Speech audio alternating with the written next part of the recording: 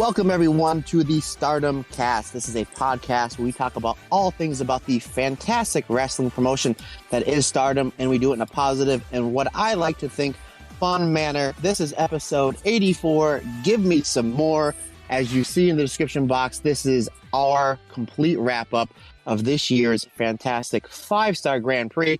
I'm not going to beat around the bush. Again, as you see in the description box, and as I alluded to earlier on the week, I have a special guest. So you're probably wondering, who did Matt Turner get to be the special guest for this fancy 5-star finale? I'm going to give 3 hints before I tag this person in. Hint number 1, he is the godfather of this podcast. Let that settle. Hint number 2, there's nobody in this world I'd rather talk to Stardom about than this gentleman. And no, it's not Flirty Hazuki. Probably a close second. That's another story for another day. Still don't know? Okay, here's the dead giveaway. Hint number 3, this person is the author of the book Living the Dream, Stardom's 10th anniversary in review, which you can get on Lulu.com and Amazon.com. Ladies and gentlemen, my good friend and yours, Mr. Robert Goodwin. How you doing, man? You okay? Yes. How are you, sir? I mean, when you said you were going to do a ham-fisted segue, I'm honestly quite impressed. I'm honestly, like, how long have you been thinking about that?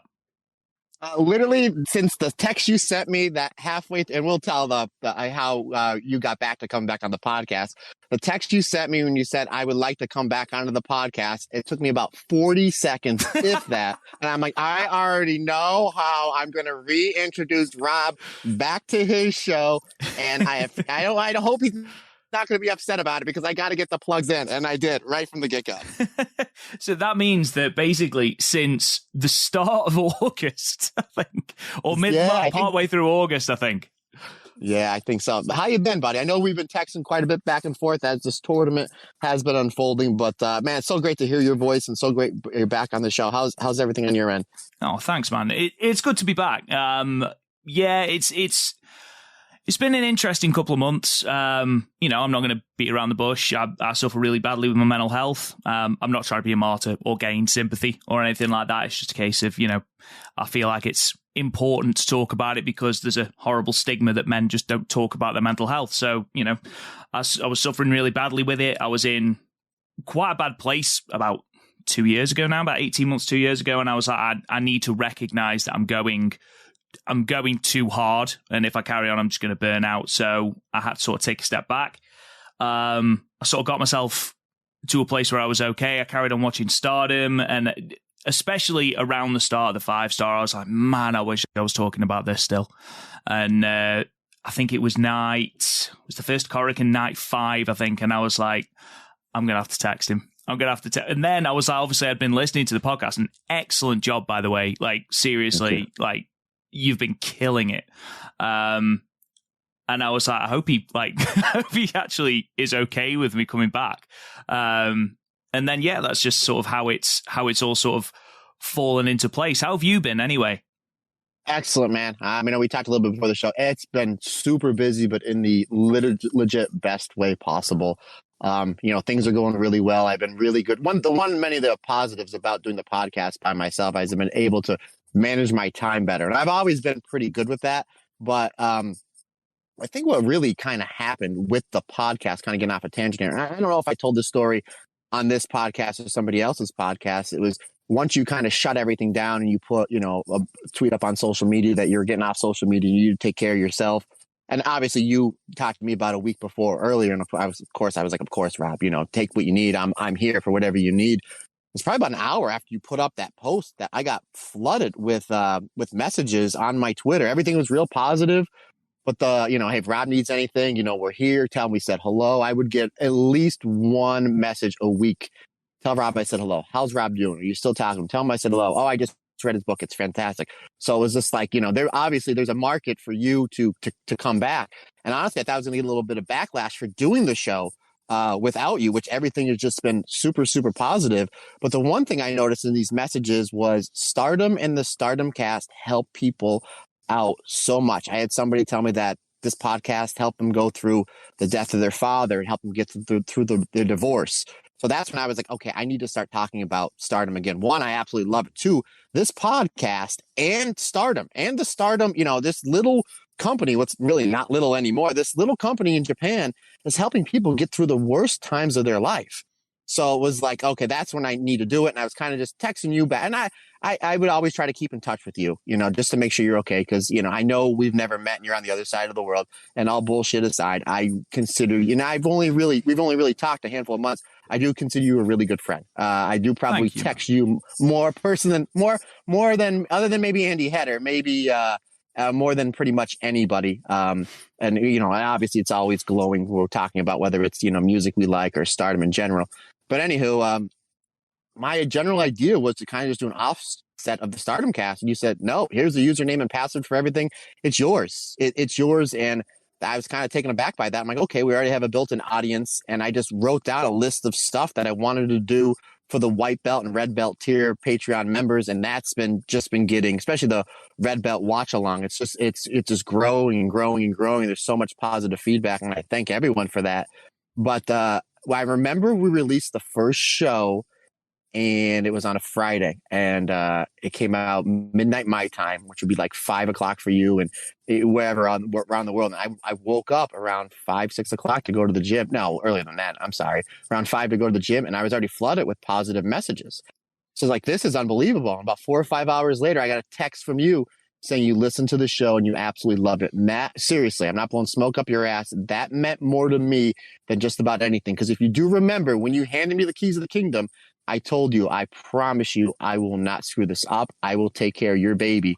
And for you to tell me what you just told me about a minute or two ago, that you're absolutely loving the work that I'm doing, dude, that means more to me than if Flirty Hazuki told me that she's enjoying the podcast. I'm glad that I'm just about above Flirty Hazuki in the totem pole of Stardom people that you talk to. You've done it, buddy. But I'll be honest, when I sort of took a step back, I thought I was done. I was like, right, handed everything over to Matt. I'm done, and I didn't see me coming back at all. But here I am, and I'm raring to go. So yeah, I'm here for the free podcast, the one that airs every week. I'm gonna be here for that. But the Patreon, that is still very much your baby, man. You've been doing an absolutely outstanding job, and I honestly cannot wait to hear all of the stuff that you're gonna do with that Patreon, because you've been doing an absolutely amazing job, my friend. Yeah, absolutely. And really, the other condition Rob wanted to on coming back is he goes, after I told him, sure, you can come back on your podcast that you started. And I do have the tagline, it's not just my podcast, it's our podcast. And I legit mean that. That's not only, and I don't like calling our listeners fans anymore. They're really family and friends just by the interaction and just by how much love that this podcast gets. But I was like, then you said, can I come back and host? And I was like, I can't believe the nerve of this guy. The fact that I'm going to let him back on his podcast and he wants the host. And I was like, Rob, 1,000%, of course. But I remember like we were and I would always check on you from time to time. And there were sometimes I wouldn't get a response and I'm like, okay, I understand. I have family members that are kind of somewhat in the same boat. I get it, but just letting know I'm here. If you want to talk, how about this awesome Mirai Saya Kamatani match? You would get back to me from time to time, no problem. And then I noticed once the 5-star started happening, I was getting texts every day. And then there was more and more as like night 2, night 1, night 2. And then we got to the Cork and Hall show. And my wife grabbed my phone and she's like, you have all these texts from Rob. She's like, what's going on? I was like, he's going to come back. I said, he's going to, I said, this is literally the hottest Stardom's ever been. They're the best promotion, in my opinion, in the world by a mile and a half. I said, he's going to come back. I was like, I think he's going to come back. Then I think it was the next day. You're like, how do you feel about me coming back? And I was like, yeah, I saw this coming a mile away. Come on in, brother. The door's always been open. The door's always been open. But again, I am so glad that you're back to the show. I know so many of our listeners are going to be so jazzed that you're back on the show, as we have more than just the Patreon. We have a lot of really cool things lined up. So I guess what it's time for me to do now, Mr. Goodwin. Again, I'm a tag team wrestler, so here's what I'm about to do. That's the hot tag, sir. Come on back in. Take over the show, sir. And if you get bumped around a little, just tag me back in. Of course, man. Of course. We'll see how it goes. It might go well. It might go terribly. I will just say before I start with all the news coming out of the... We'll be fine. Yeah, absolutely. Before I go into all the news from the press conference today, I just want to say I'm really sorry to anyone that was disappointed by me being the special guest. And people thinking, oh my God, who has he got? Is he talking to, some of these Stardom legends? No, it's just me. I'm really sorry if that's disappointed anyone. So let's kick into a little bit of the news. Obviously, we're going to be talking a little bit about the absolutely phenomenal 5-star final, which I got done with last night. I wanted to watch it on the day, but I was down in London watching the Royal Quest Night 1 show. In typical Rob style, I went for the one night where there wasn't a Stardom match, but it was absolutely awesome. And once it goes up on New Japan World, I actively encourage anyone to go and watch the FTR versus Aussie Open match. It's it's definitely the best match I've ever seen live, but it is just an incredible exhibition of tag team wrestling. Two of the best teams on the circuit at the moment, and just absolutely brutal, just incredible. And the reason I'm bringing that up is because we are heading into the Goddess of Stardom Tag League. And that is going to be starting on October the 23rd, running all the way through to December the 4th. The teams and the blocks were announced this morning on the press conference that also saw an absolute raft of announcements, but I'm just going to go through the blocks, and you'll notice there's one very glaring omission, but we'll start with the Blue Goddesses block, and we have the team of Mayu Iwatani and Momo Kogo, called Peach Rock. We have got the team of Syuri and Tomoka Inaba, the Karate Brave team. The Goddess of Stardom Tag Champions, Tam Nakano and Natsupoi, called Meltier. Aphrodite, Utami Hayashishita and Saya Kamatani. The return of Tekla, which is excellent. Tekla and Julia, the team of Mafia Bella? Mafia Bella, I think anyway. That's it. You got it. Yeah, that's it. Saki Kashima and Fukigen Death, I Love Tokyo Sports.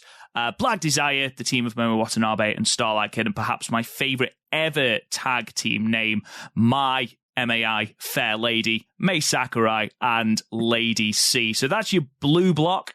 And then in the red block, we have got Fukuoka Double Crazy, the current Goddess of Stardom Tag League champions. The return of Wingori, Hanan and Saya Ida. The team of Saki and Mina Shirakawa, Kawild Venus. Azumi and Miyu Amasaki, O2 Line. Mai Himi, Maika and Himika. BMI 2000, the returning Natsuko Tora, one of the biggest pops of the entire final for me, and Ruaka. The Neo Stardom Army team of Nene Takahashi and Yu, that are going to be called 7 Up. And the new eras, Mirai and Amisuri. Now, obviously, the huge omission for me, and for anyone that saw Armani Shoe Exchange's tweets, are there any sort of early favourites for the Goddess of Stardom Tag League? And I have put all my eggs in the pink kabuki basket, and sure enough, in true Rob style and in true prediction style, Unagi Sayaka not in the tournament at all. So Matt, aside from pink kabuki, who do you like the look of? Do you like the look of the blocks? Who are your early favourites to take the tag league? Yeah, I've just been so busy. I started everything super early today. I looked on Twitter for a hot second and I noticed that Mina was teaming with Saki. And then literally I just got done recording a podcast with Scotty Wrestling. Right before that started, Darren Chan, phenomenal contributor to the show, sent me a message and said that Unagi was doing freelance work. And me and you were talking back and forth how they were a favorite, if not to win the tournament, but to pretty much put on a heck of a showing. But my favorite, even if Pink Kabuki was in the tournament, especially based on what happened on the final night of the 5-Star Grand Prix, is Maika and Himika. One, I'm excited for them to have some tag matches because they really haven't had any straight up tag matches this year. It's mostly been like My Himapoi or tag stuff or single stuff. And we were supposed to get on the Stardom X Stardom show, Mike and Himika versus Mirai and Amisori. And then Kari came down with COVID and it shook up the whole card. So those are my favorites. That's my favorite team to win the tournament. I'm also looking really forward to Shuri and Inaba because it's like they're going to be throwing a lot of kicks. And I believe they're, again, I don't have the brackets up here. And again, another reason I'm so happy that you're back, buddy. So happy that you're back. Are they in the same bracket, Shuri and Inaba, with Momo and Starlight Kid? Yes, they are. They're both in Blue Goddess block. Oh man, yes. I'm excited for this whole tournament. I was kind of I'm a big fan of the team named Peach Thunder. I think Mayu and Momo Kogo is going to be. I think they're going to steal a lot of shows there because I think Momo Kogo is just absolutely fantastic. And Mayu, we would see when they would do some of the stars 6-person or 8-person stuff that whenever they would kind of break down into tag stuff, that Mayu and Momo Kogo had some really, really good chemistry. So I think they're going to be like the surprising team coming out of it. But my pick to win it all right now, it's not set in stone, but if I'm just throwing it out there, would be Mike and Himeka. I must admit, buddy, I'm with you 100% there. They're the team that we're right back on the train. We're right back on the train.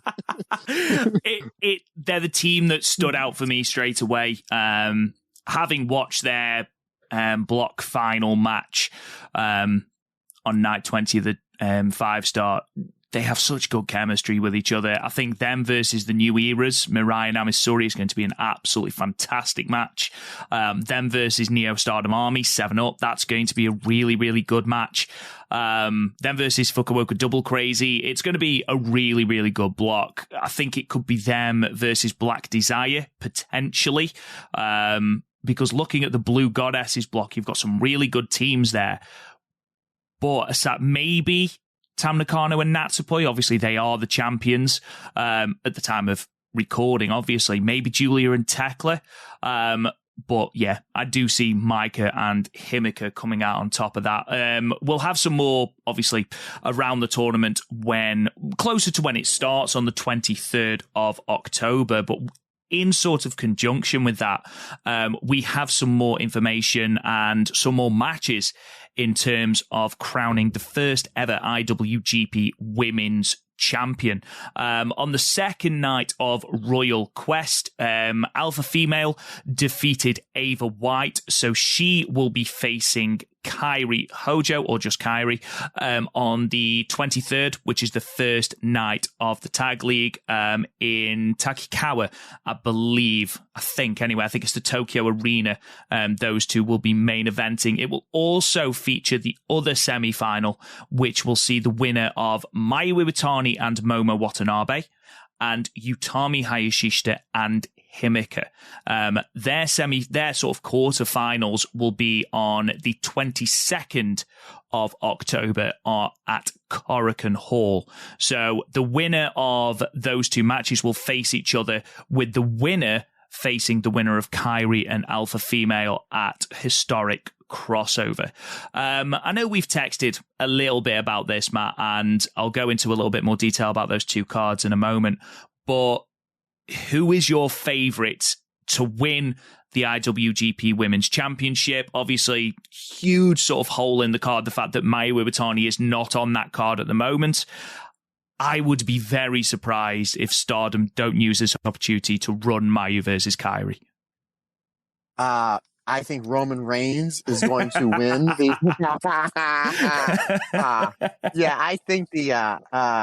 I think it's clearly. I mean, I could be wrong. With me, Mayu versus Kairi. I mean, that's going to be on that giant show where you're going to try to sell 15,000 tickets. Obviously, there's going to be more eyes on Stardom because New Japan is going to be there, and if you want to put your best match there, so people are going to know Kairi. One, she's one of the biggest stars in the history of the company. And 2, again, she's coming off that, pretty successful WWE run. And 3, she's fantastic. And then Mayu's just Mayu. So, and they also announced that the first title defense is going to take place at the Tokyo Dome. I think you put all your eggs into the Mayu basket. You're kind of not doing anything with her anyway. And a lot of that just has to do with the fact that the top of the card is so jam-packed that it's like, yeah, we're just going to take our big name and this is what we're going to do. But I think it's going to be Mayu and Kairi. And I tell you what, all those matches sound tasty. And I'm telling you, I'm a big fan of this Neo Stardom Army. They're bringing something completely different to the show for Stardom. And I think that Kairi Alpha Female match is going to shock a lot of people. I think it's going to be a lot better than people think. And I'm super excited for Alpha Female to come back to the company, because then we're going to see matches like her versus Momo Watanabe and Sherry. And can you imagine her and Hazuki just kicking each other's faces off? Like, there's so much more potential now because you have a completely different dynamic with those three ladies coming back to Stardom. I do like the dynamic of the Neo Stardom Army. My one sort of nitpick about that is I've never been a massive fan of the whole, we're going to be part of this company to sort of tear it down. It I don't know why. It's always sort of, it hasn't really connected with me. That might just be a me thing. But, you know, we're tearing this company down despite the fact that they're paying our contracts. But even so, having that big heel group of all, you know, including two former World of Stardom champions, I think that's a really cool thing to have in your company, especially if you're going to have them running through some of the newer icons. I mean, we've got Alpha Female versus Mayu already locked in for the 3rd of November, which is a card I'm going to go through in a moment. So if that's the route they're going, sort of destroying the newer talent, or attempting to anyway, I think that could be a really, really cool storyline.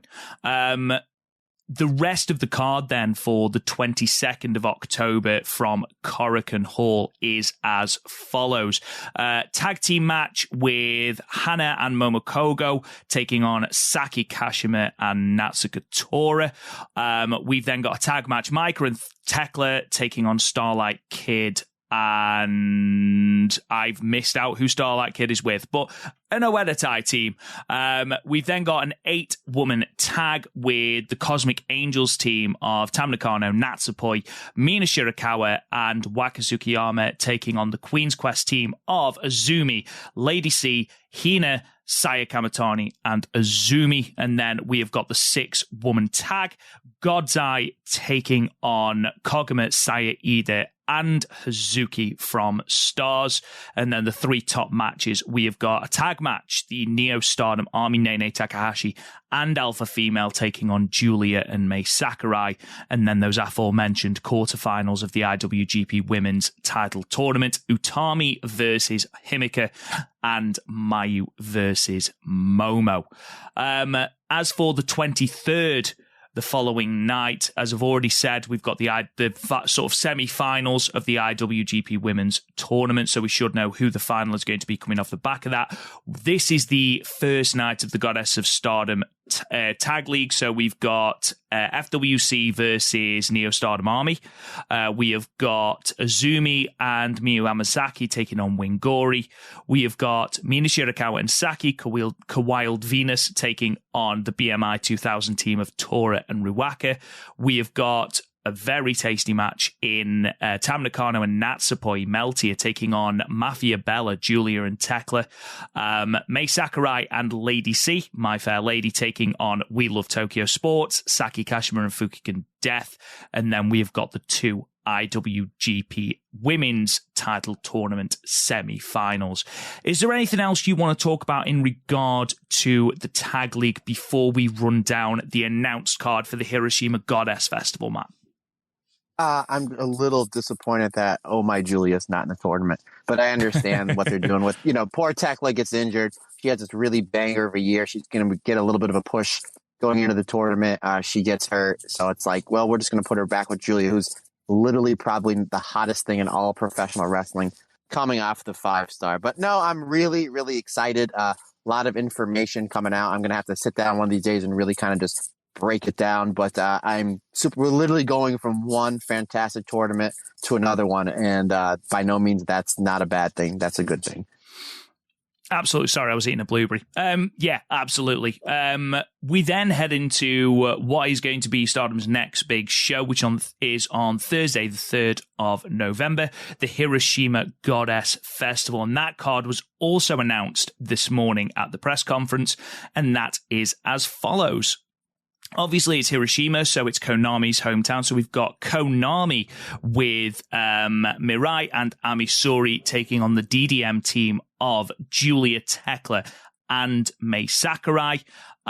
We have got an gauntlet tag team match with FWC, Sayurita and Momokogo, Azumi and Miyu Hamasaki, Lady C, Waka Tsukiyama, and then Saki and Ruaka.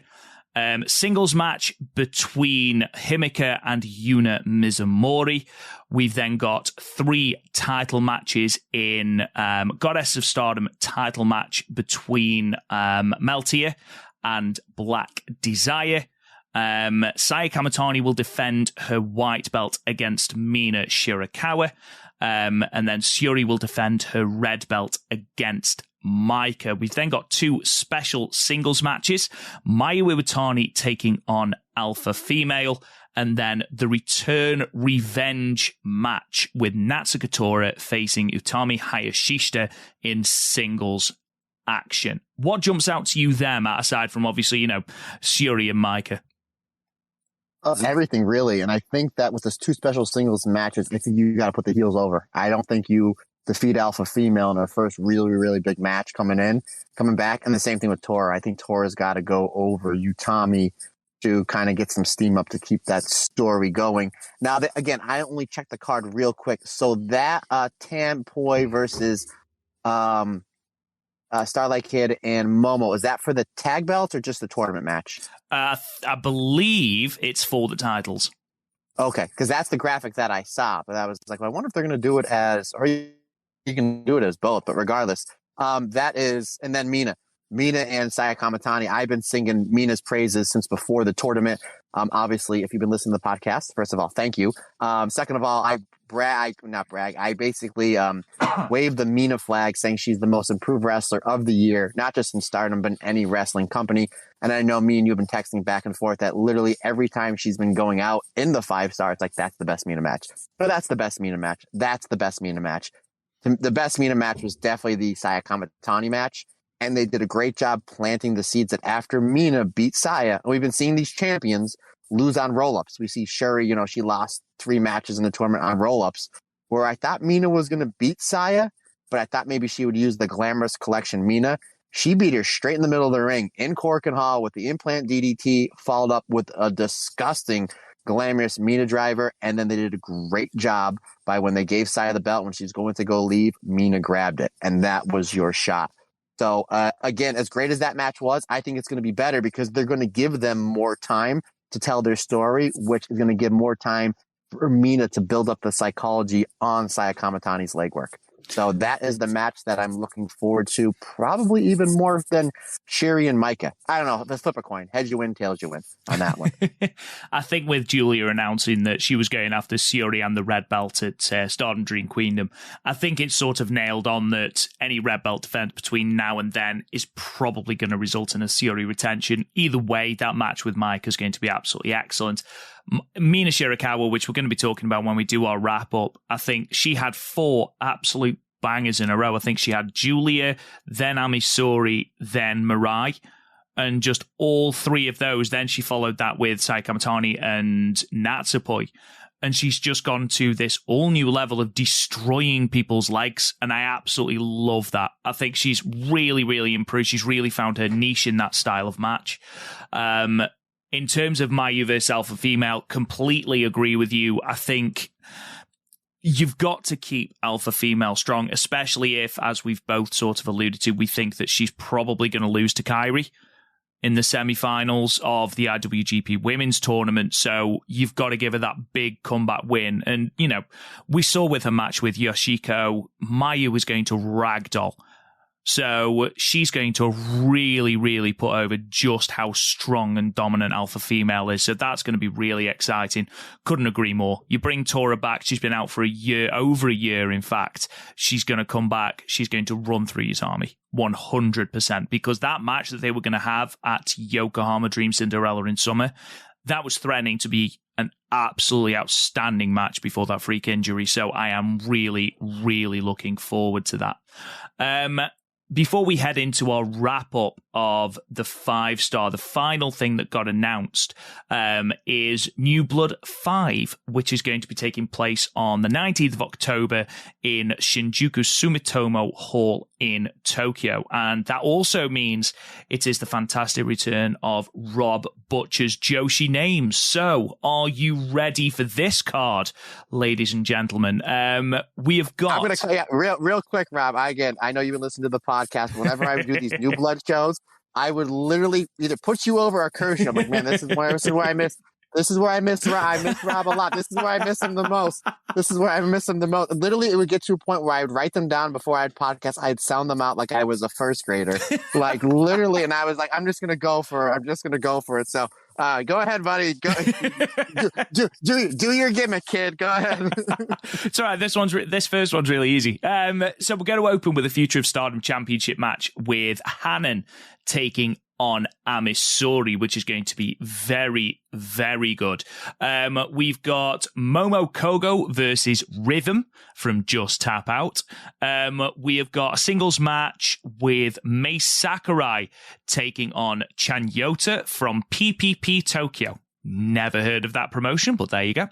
Tag team match with Lady C and Hina taking on Suzu Suzuki and Kyo Chamu from Shinshu Girls. Again, no idea, but there we are.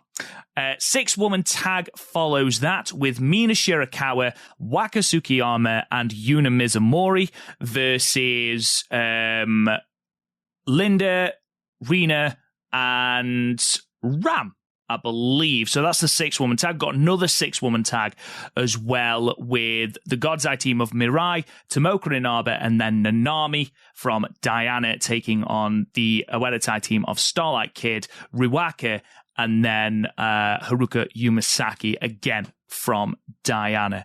Obviously, I'm not familiar with the vast majority of names there unless they're from Stardom, and of course the people who featured before. This Future of Stardom Championship match. Hanan's been on somewhat of a tear with this championship. I mean, she's had the most title defenses. She's on 10 title defenses at the moment. She's the third longest reigning title holder, and she's literally a couple of days within sight of Starlight Kid at number 2. Do you see Ami Sourei taking the belt here? Yeah, I think for 2 reasons. I think you kind of need to do something with Ami after she had the 3 unsuccessful championship attempts with Mirai. You know, they had the drought FWC, then they lost to FWC, then they lost to Tampoi. Not only that, but I think it's time to move Hanan on, especially after. And again, we're going to get into this with a 5-star wrap-up. But Hana was just super impressive. And I kind of had a feeling she was going to be, considering coming off how good of a Future of Stardom match she had with Waka, and then she had that draw with Inaba. And then it's like, oh, okay, there's way more towards her here. And when she got announced for that blue block, you're like, okay, she's going to be in there with Julia and Mirai and Mayu and Saya Kamatani. You know she's going to blow it out of the water. So I think it is the best for both. This way you give Ami Sourei a championship and you can do something completely different with her. And then and it gives another belt and more credibility to God's Eye. And then you can start moving Hana up the card. Because, like, if Saya Kamatani is still champion going into next year, you build Hana up. Maybe you do a Saya Kamatani versus Hana white belt match, or an Azumi versus Hana high-speed match. There's so much that you can do with her. Or, you know, build her up for a tag title match. But I think that, you know, there's an old saying, you want to leave the party before the party's over. You don't want to dry out this championship run from Hana. And it's been absolutely fantastic. But I think it's time to move on and move up to something else for her. Yeah, absolutely, because there's only so much more she can sort of achieve with the belt. Like I say, she's already well and far ahead of the leading pack, with title defenses. And unless they're going for the longest single championship reign, which, you know, she's still got 100 or over 150 days, because I think the longest reigning is Utami with 409 days. So unless you are going for that, there's nothing real left that Hanan has to prove. So put the belt on Ami, let Ami have a go with it. I do like what they're doing with the Future of Stardom Championship and like sort of using it on these New Blood shows and sort of using it to spotlight other young talents in other companies. I think that's a really good thing that they're doing. So keep that going with Ami Sourei by all means. But I do think Ami takes the belt here. I'd be very surprised if Hanan retains. And then let's kick into the 5-star, my man. I mean, what a tournament. What a tournament. Yeah. I guess, Rob, why don't you just break down for the fantastic friends and family of the Stardom Cast what we're doing on this review with like the top 10 and the letter grade. So this way they know what they're jumping into with us. Of course. So basically what we're going to do here is we are going to each give our top 10 matches. I'd be very surprised if our number one is different. Our top 5 shows of the tournament, top 5 overall performers, and then we're going to go through each of the performers in turn through blue stars, red stars, and we're going to give them a letter grade. We are going to go A to F. There is a spoiler, no one's getting an F, but we're going to sort of give our overview of where people stood, what sort of tournaments they had, whether they were slightly disappointed, whether they massively overachieved, whether it was a coming out party for them, whether they just went balls to the wall for the entire tournament. That's sort of where we are going with this. So, Matt, shall we start first with our top 10 matches? Whatever you want to do there, good sir. Let's start with our top 10. I want to hear your top 10 matches first. Now, to give you an idea, just give everybody the headspace. Not that I want anybody in my headspace. You don't want to be there. I literally wrote down in my tablet, because you know me, I take notes. I did the letter grades. I did my top 10. I know we're doing top 5 performers, but I did top 10 performers, top 5 shows, and then I'm trying to figure out what I want to do for top 10 matches. I literally closed my notebook because I didn't want to overcomplicate and confuse myself, because we could have done a top 50 because this tournament was so damn good. So I kind of just went upstairs and I kind of just removed myself from all my notes, and I just literally just went off memory. So my top 10 matches. So number 10 would be Suzu Suzuki versus Saya Kamatani. Yeah, really, really, really good match. I mean, Suzu Suzuki, considering she was 0 for 2 at the start, like, she was another one who just had banger after banger after banger. Yeah. Absolutely. She was absolutely fantastic. And I've seen so many people's top 10s, top 5s, and a lot of people's are different, and you just can't argue with really any of them because it was such a dynamic tournament. So yeah, that was my top 10. So now how do you want to go? Do you want to go top 10 next? You do your 10 and then I'll go 9, or?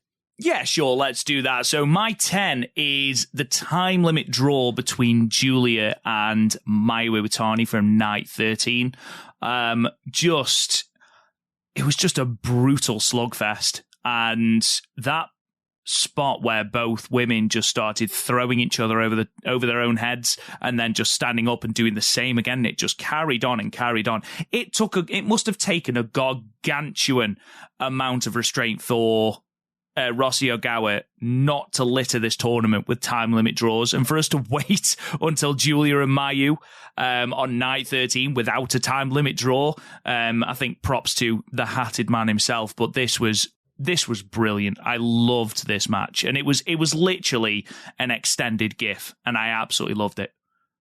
Yeah, that was absolutely fantastic. And I thought it was genius that we had 13 matches in the final night and we had 3 draws, but one was a double count out, one was a double knockout, and one was a time limit draw. So I thought that was great that he was able to kind of shuffle up the draws that way. But yeah, I'm interested to see how many matches are in each other's top 10, and we'll have to text each other our top 10 list afterwards so we can kind of giggle about just how in sync we are. But I don't mean the pop band from the 90s in sync, but anywho, my number 9, I guess we saw some forearms go bye in this match. Jesus Christ. Maika versus Himeka. Speaking of time limit, our draws. Yeah, Maika and Himeka from the final night. The double knockout. Double knockout, yes, sir. Yeah, it was just, I said before when we were talking about the Goddesses of Stardom tag tournament, they were so, the chemistry between the two was absolutely phenomenal. And honestly, it was the perfect crescendo to what they did. It was the perfect amount of time. You know, both women looked better coming out of this match. It did exactly what it needed to. Yeah, absolutely. Absolutely. My number 9 is Saya Kamatani versus Mirai. Ironically, another time limit draw. Saya Kamatani's had, for her, by her standards this year, where she's had such a fantastic year, she's had a relatively quiet tournament. And what I mean by that is she's either had really, really, really good matches or sort of, just under the radar matches. She hasn't had a bad tournament by any stretch of the imagination. But this was just another one where you just reminded, oh my God, Saya Kamatani really can go. And just watching her ragdoll for Mirai, just some of those lariats that Mirai threw. I mean, the entire tournament, never mind just this match, but this match in particular, and Saya Kamatani taking a leaf out of the Dolph Ziggler book of selling, just absolutely flopping on the deck like a fish every time Mirai beheaded her with one of these lariats. It was just one of the most brilliantly entertaining 15 minutes I've spent watching a Stardom match in a good long time, Matt. Yeah, their championship match from, I believe it's Flashing Champions, is probably going to finish in my top 10 overall, not just Stardom, but overall matches of the year. And this match it did not make my top 10. That's how great this tournament was, but this match was like a light version of it. But yeah, there was a spot where Saya's going on the top rope, and Mirai knows that's the spot that she does not want to be in, with her down with Saya on the top rope, and Mirai just lariats Saya Kamatani right to the back of the neck, and Saya Kamatani just takes this bump. And me and you text about it quite often, that Saya Kamatani is the new Mayu Iwatani, and by that means she's going to get the belt over, she's going to get the match over, she's going to get an opponent over, and she's going to scare the living daylights out of everybody, because we think that every time she has a big match, she's going to get her neck broken. Absolutely. And to be perfectly honest, if you've got a champion like that who is going to elevate not only herself and the belt, but also her opponent as well, keep the belt on her for years. That's absolutely fine by me, because she's just got it. And again, we talked about Mina Shirakawa and how much she's improved recently. Saya Kamatani, the improvement in her in the last 2 years is just unreal. Absolutely unreal. She's my overall wrestler of the year. She's leapfrog Tanahashi, Okada, Ospreay, Sherry. As we're recording this the first week of October, I'm giving it 3 months left, but she's my wrestler of the year so far this year. But moving on to number 8 would be Hazuki versus Starlight Kid. When I watched this match and I was taking notes, I had to rewind my Stardom World 4 or 5 times because I just couldn't keep up with it, and it deserved all the notes. There was this one spot where they're getting towards the end, and Starlight Kid is finally starting to build up some momentum, and she goes to jump up onto the second rope like she's going for the lion salt, and Hazuki, as she's coming back, Hazuki pump kicks her leg out, so this way to cut her off. I'm like, that's just so genius. Like, yeah, you can do all the high flying, but if you only have 1 foot and you're coming off momentum, guess what's happening? You're landing on your head, and then Hazuki drops her on her head with the Hazuki driver and then the Michinoku driver for the finish. But I just remember I had to rewind this so many times. And I think it was either Amber or Lily where they were walking through the room like, why are you watching the same thing over and over again? I'm like, because I keep missing all the stuff that's going on.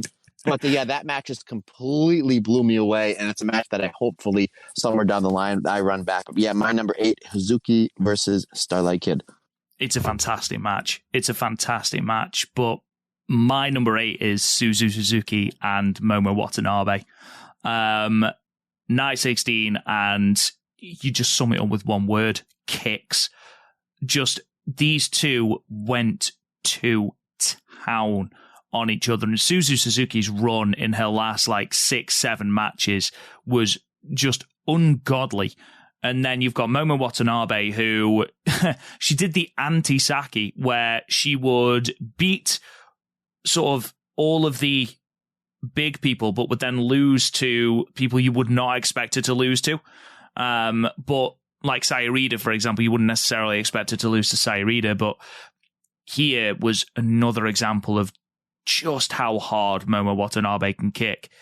And then to be met with someone who can kick as hard, if not harder, and just laughs in the face of pain like some sort of absolute behemoth in Suzu Suzuki. I just loved it. Absolutely loved this match, Matt. There was levels, and not only that match, but the last 4 or 5 matches from Momo, where she was like Queen's Quest Momo. It was like, oh boy, she's going into those bags of tricks, and with the kicking and the selling and there's that one spot where I've talked about it on this show several times, where that wrench is like her downfall. And I'm the biggest Momo Watanabe fan in the world, and she'll be getting a match going.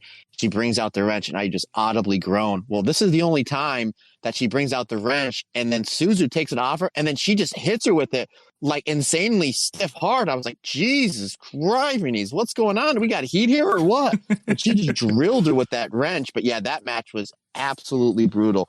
Just an absolute fantastic match and fantastic performance between those two ladies. So excellent pick, my friend. We move on to my lucky number 7, and it's another Starlight Kid match. It's Starlight Kid versus Julia from the main event from the Korakuen Hall show. Just the intensity of these two. Starlight Kid comes out, she does her fancy entrance, she does the split on the apron, and Julia's like, nope, enough of this BS, and just drags poor Starlight Kid. You almost feel like Starlight Kid's supposed to be the heel in this match, but you almost feel bad for her because Julia just starts beating on her. She starts ripping at her mask, very similar to their Wonder of Stardom Championship match, which you can listen to if you're a Patreon member, as I did the Julia white belt review. Keep a little plug there. And then it comes into a mini DDM versus Oedo Tai brawl, and then they go back in the ring and just have a stellar match. It's my number 4, I'll be honest.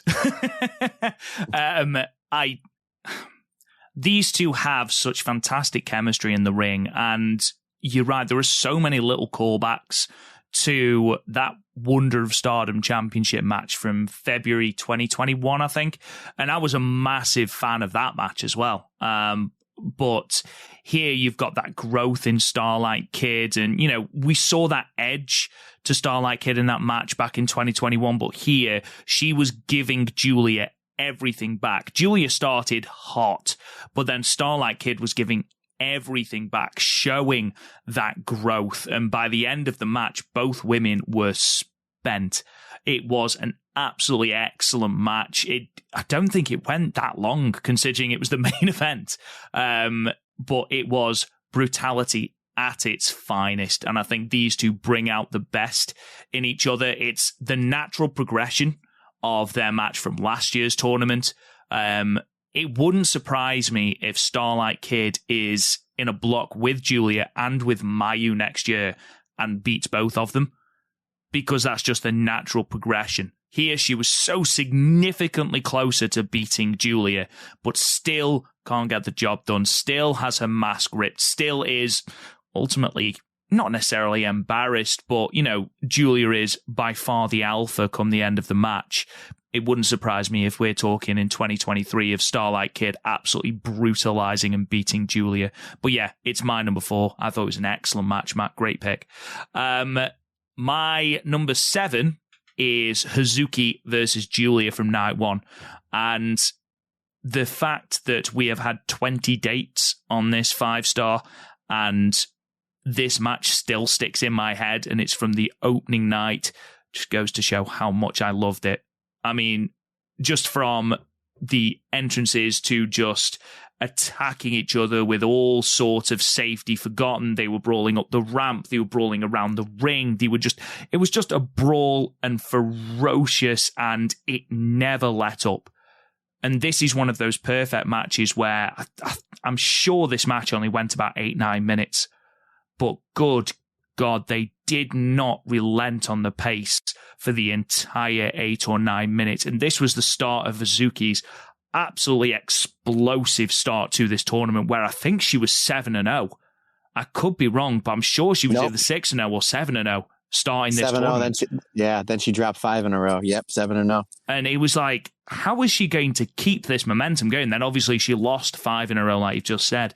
But this was just that explosive start, and showed, for my mind, this was the best singles match she'd had since her championship match with Utami back in Kawasaki in November. So this was a real sort of signal of intent of, yeah, I am Hazuki. Do not forget what I can do. And this was brilliant. Absolutely fantastic. Rob, I agree with you. I agree with you so much that my number 6 is Hazuki versus Julia from Night 2 of this year's 5-star Grand Prix. So we're getting close there, buddy. So again, once we get off this call, I'm not writing everything down. I'm going to copy and paste my top 10 and send it to you. And if you can do the same, just because I just kind of want to smirk about how, again, hey, man, we're back. The dynamic duo is back. But yeah, I mean, not only that, but I think because everybody had Julia pegged to win this tournament, and one of the awesome dynamics was the fact that Hazuki went 7-0, and Julia went 0-2. So everyone was like, well, what are they doing here? Is this going to be, as I've been saying on the podcast, I've been dubbing it Hazuki Mania. Is Hazuki Mania going to run wild, and is she going to get the Julia spot? And then they kind of just flip-flopped everything just to kind of keep everybody on their toes. But I mean, this was, I believe this was the main event of night 2, and, of night 1. Main event night 2 was Sherry and Utami. But when Hazuki pinned Julia, it's like, oh, okay, well, we're going to have the odds-on favorite lose in night 1, and we're already pushing to Hazuki. And the fact that Hazuki even changed up the Brainbuster a little bit to be very similar to like Kawada and Shinjiro Hashimoto, like the sheer drop, like a more dangerous version of it. I mean, it makes sense. I mean, this is like now her nuclear finish, which I absolutely have no problem with, as I'm such a huge fan of Hazuki. But yeah, that was my number 6, sir. So you've already mentioned my number 6, which was from night 2, Utami Hayashishita and Shiori. It's Utami and Shiori.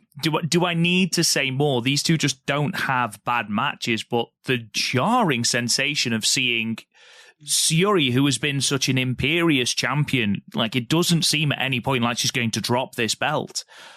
To see her lose clean and emphatically to Utami, and obviously this means that we are going to get another installment, hopefully, fingers crossed, of this storied rivalry between Utami and Shiori. It was everything I loved about their previous 2 matches condensed into 13, 14 minutes. Like, these two just get wrestling. It sounds like a really condescending thing to say, but these two just got it. And those 2 opening nights of the 5-star were absolutely sensational. And it was because of these 2 main events that sent people home at the end of each night just absolutely blown away. Absolutely blown away, Matt. Yeah, they did a fantastic job, just really kind of setting the pace with like, here's night 1 and night 2. This is what we're giving you. You know, this is what you're giving you. But yeah, absolutely fantastic pick, my friend. I have for my next match. Sorry, this would be where we at, number 5. We're at number 5. Yes, yeah, number 5. Yes, number 5. Saya Kamatani versus Hazuki. There's one spot in this match where Hazuki is slapping Saya Kamatani, and Saya's in between like the 2nd and 3rd rope, like halfway out, and she's like, "Just hit me harder." And they just start slapping each other like back and forth. And I'm like, jeepers, good God. Like these two just absolutely laid into each other. I thought these two, the chemistry they had between the two was absolutely fantastic. And again, I don't think they're going to take, or they should take, the belt off Saya Kamatani anytime soon. My original idea was do this year what they did last year, where you switched both the red belt and the white belt at your final show of the year.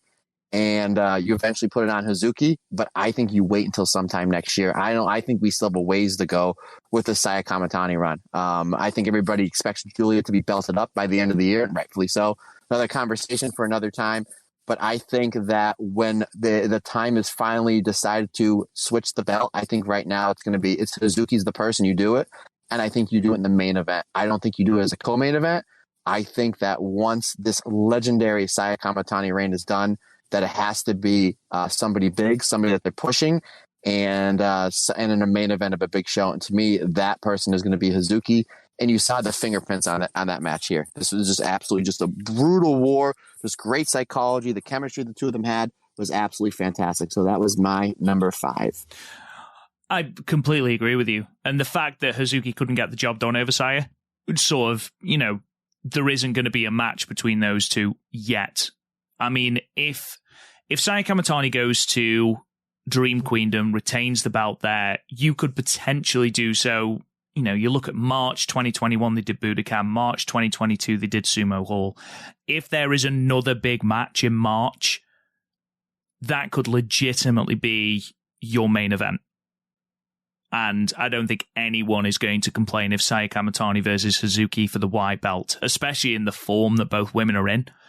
If that's your main event and Hazuki finally gets that monkey off her back of getting that white belt, which she's never been able to do, which she's tried so many times to do, I think that's the perfect culmination. Because we've already seen that Stardom are not afraid of putting the white belt above the red belt if the story entails that. And that's brave and something that I actually commend the company for. They don't just shove the red belt at the top because it's the more prestigious title. If the storyline sort of necessitates being at the top of the card, they'll do it. And I think if they build something with Hazuki and her inability to get the white belt, I think that could be something special. Completely agreed.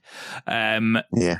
I've already said my number 5. It's Julia versus Starlight Kid, which we've already talked about. So, Matt, let's breach the top 4, my friend. What is your... Oh, no.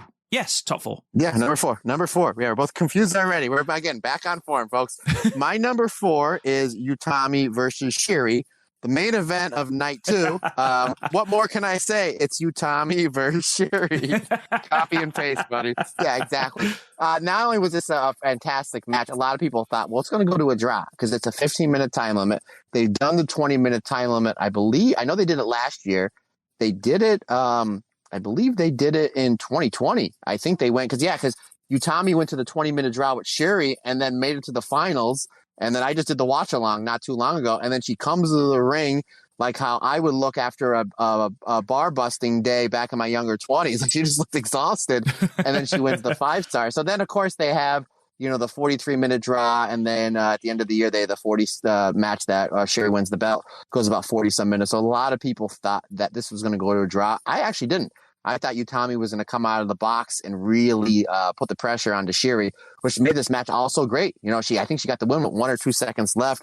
That really just added the drama to it. So this was my actually top match of the tournament up until pretty much the last week or two. So, but yeah, Utami and Shiri was my number 4. So my number 4 is Tam Nakano versus Syuri. Just because... I'm a man that's very, very easy to please, and I thought Syuri needed to look strong.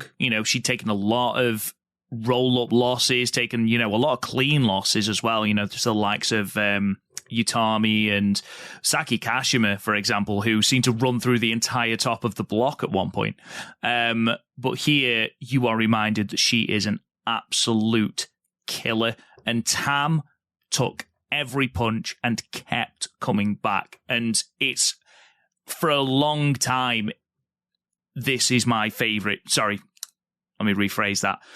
It was my favorite Tam match for a long time until my number 1 pick, which sort of gives away what my number 1 pick's going to be. But I thought this was a fantastic sort of story of Syuri looking to rekindle that fire, that edge, that brutality, and Tam looking to match that and just ultimately not being able to get there. I thought it was a fantastic match, Matt. Yeah, I would really have to sit down and think about it, but off the top of my head, Shiri, who's on this, again, this legendary all-time run, I think my favorite Shiri title defense was that match she had with Tam. Because when Tam hit the violent screwdriver and the way that she had her pin, I thought they were getting a new champion. And again, very much similar to the Mirai Sai Kamatani match. This was like a lighter version of it. And if you're going off a lighter version of one of the best matches I've seen all year, and the fact that it's not for the belt, so it can go either way. And yeah, you're absolutely right. Like Shiri obviously brings it. She's a legit shooter. And Tam, like I text you all the time, and as everybody knows in my household, it's Tam time all the time. So this is an absolute fantastic match. But spoilers, I actually did not have this match in my top 10, but I absolutely loved it. That just shows you how great this match was. But totally agree, it's a fantastic match from these two phenomenal workers. We're into our top threes, Matt. Top 3. Here we go. And now I'm assuming the way that you're building this up, I think me and you do have the same number 1 will probably Tam and Momo Kogo. We'll get to that in a minute. We go to the final night of this tournament, which is the best wrestling show I've seen all year. Mayu Iwatani versus Starlight Kid. We thought they had a banger last year, and they did. And just a lot of the complaints, I guess if you're being nitpicky, was they just didn't give them enough time. Well, they must have heard our complaints and said, yeah, we're going to pretty much get close to doubling the time. Well, not double, but they gave them a few extra more minutes to tell their story. And as good as Starlight Kid was last year, she's just way better this year. And there were just some fantastic spots in the match. Like they started out with like high-speed offense, which obviously both of them former high-speed champions, two of the best wrestlers in the world. They started out with like 30 seconds of it and then kind of just laugh at each other like okay, our high-speed offense is going to negate each other. But obviously, there's a lot of cool spots between the Black Tiger pile driver, when Starlight Kid goes for the Eternal Foe, Mayu counters with the top rope hurricanrana. There's that disgusting tombstone pile driver that she hit on Starlight Kid. And I said it on the podcast earlier this week that I think Starlight Kid having the mask may have helped her a little bit because it may have cushioned that blow. I was a big fan of the like all the moonsault attempts, and even that Mayu hits the moonsault and didn't get the 3 count, but quickly went to the 2-stage dragon for the win. It's cool as all those spots where my favorite part in the match is when Starlight Kid locks in the Black Tiger leg crusher submission. And I'm a big fan of how she's been able to get that move over so much in these past few months. But like when she's wrestling somebody at a higher tier, if they don't tap out, she does this spot where she takes her foot and she puts her ankle over her opponent's throat. So now it turns into a choke. And there was a spot that when she had Mayu in it. And again, Mayu, my opinion, the 4th greatest seller of all time. Ricky Morton, Ricky Steamboat, Hiroshi Tanahashi, Mayu Iwatani. There's a spot where it looks like she's getting ready to go out and she closes her eyes and the ref is in the perfect spot and the camera's in the perfect spot. And she's so close to the ropes and the ref checks on Mayu, and the way the ref like moves his shoulders, it looked like he was going to go to the bell. And I was thinking, oh man, this is how Starlight Kid's going to finally get her big win over Mayu. And then Mayu starts to shake her arm. She slowly opens her eyes and she waits till she has the crowd as high as she possibly can. And then she scooches over and grabs the ropes. Folks, I'm a fan of striking. I'm a fan of cool spots. But when you can draw me in on a submission and selling like that, folks, that is the beauty and the art of professional wrestling. And then, of course, they have just the absolute fantastic finish. But that was my number 3, Mayu and Kid. Well, that brings me to my number 3, Matt, which is Mayu Iwatani versus Starlight Kid from the final. Oh, Jesus. Like, literally all of the reasons you said. That spot with the Black Tiger leg killer or whatever it's brutally got looks horrendous to take. But yeah, just the storyline of Starlight Kid, the entire sort of crux of this heel turn, the genesis of this heel turn was that Starlight Kid wanted to be better than Mayu Iwatani, to surpass Mayu Iwatani. And in the 2021 5-star Grand Prix, she took it to Mayu, but it was never really in doubt that Mayu was going to win. Here, she was so close to beating Mayu Iwatani. I actually texted you and said, I can't believe that I'm advocating a time limit draw. I'd love a time limit draw here because Starlight Kid still can't put away Mayu Iwatani, but a Mayu Iwatani victory here works just as well for me. Starlight Kid, again, improved massively through everything and even more at Mayu Iwatani and still can't get the job done. She still can't surpass the icon of Stardom. Will she eventually? Absolutely. Maybe at next year's tournament, like I talked about before. But this idea of Starlight Kid's growth, but still not being able to hang when the chips are down, I love that storyline. I love the fact that this heel turn that she's done hasn't just automatically sprouted the fact that she can beat Mayu, she can beat Julia. She's still having to work at it, and this was just storytelling at its finest. The way she got into the stretch mark flow was just magnificent. Was just one of many, many beautiful transitions in this match. I absolutely loved it. That's my number 3. Well, you unintentionally, again, halfway across the world, we haven't done this podcast together in months. You just unintentionally gave me my segue for my number 2. You talked about time limit draws and people that just have a heck of a time beating Mayu Iwatani. My number 2 is Mayu versus Julia going to the time limit draw. Pretty much echo everything that you said. These two just have phenomenal chemistry together. And it's a feud that I don't think gets talked about enough in the history of Stardom. You know, we talk about the, Mayu versus Io and stuff with Kari and, Mako versus Kari. And there's all these just fantastic feuds. And Julia and Mayu are just having like their own like fantastic feud without a lot of people talking about it. And depending on what they're going to do with Julia, I think, again, everybody expects to belt her up. I hope she doesn't have to defend like the briefcase, kind of like what they did, I think, a little bit last year. Or if she does, she may have like 1 or 2 matches. But just based off this tournament, the results of this tournament, you have Julia's next 6 or 7 months planned. Because, again, I think everybody expects her to win the red belt, and rightfully so. That's the best way to go. But she drew against Mayu. She lost to Momo. She drew against Suzuki. She lost to Mirai. She lost to Hazuki.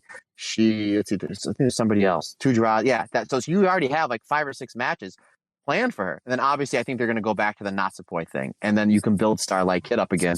But yeah, you literally have another match here with Mayu and Giulia. And for Giulia to finally get over this giant Mayu hump, very similar to what they did with Sherry. Sherry could not get past the Mayu bump, but now all of a sudden Sherry's like, I got something that you want, Mayu, in this red belt. And it makes for a compelling story. Again, copy an A, get an A. And I think that's what they're going to do sometime next year. I think Mayu's going to get a red belt shot on Giulia, like once Giulia's the champion. And we're finally going to see Giulia get her big defiant win over Mayu. But yeah, that was my number 2. Well, we talk about drama, emotion, and in my opinion, there's no match that encapsulated that more than Giulia versus Suzu Suzuki on night 2. I was not emotionally ready, Matt, for both women to start in tears. You mean the final? What did I say? You just said night 2, and I was like, wait a minute. Sorry, no, night 19. Don't know why I said night 2. Don't know why I said that. I've been talking about this show a lot lately, and I was like, wait a minute. Okay, yeah. I was that emotionally spent, apparently, that I forgot what night it was. Just want to make sure I was paying attention. Yeah, I mean, I was not emotionally ready for both women to start the match in tears. And then just the way it started with the slaps, and you could feel everything that Suzu Suzuki has said, the whole reason for Prominence coming to Stardom, you could feel it in every strike that she delivered to Giulia.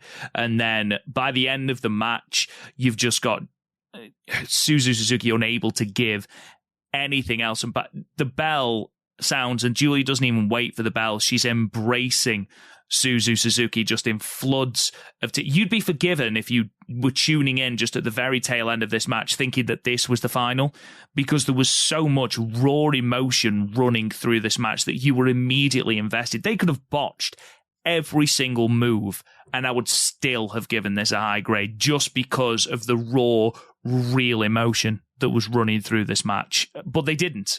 Obviously, they didn't. It was just violence personified. And it's yet another notch on Suzu Suzuki's bedpost of fantastic matches that she's had in this 5-star. Loved it. And I think I texted you just saying, like, these last 2 matches, and then obviously we had the last 2 in Red Block and then the final. Just, Jesus Christ, what a final night this was. Yeah, I said on when I did the wrap-up of this, there's so many great things about this match. But again, this whole tournament, you need, as great as this final was, in order for you to truly appreciate this whole this final, you need to go and watch the whole tournament. And I get it.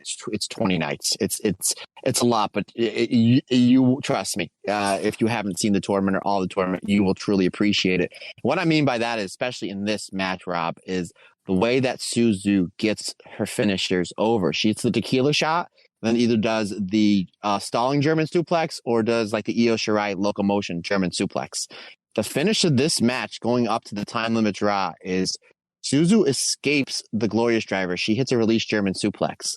Then she hits the tequila shot, and then she hits the locomotion German suplex, which nobody has kicked out of that combination the whole tournament.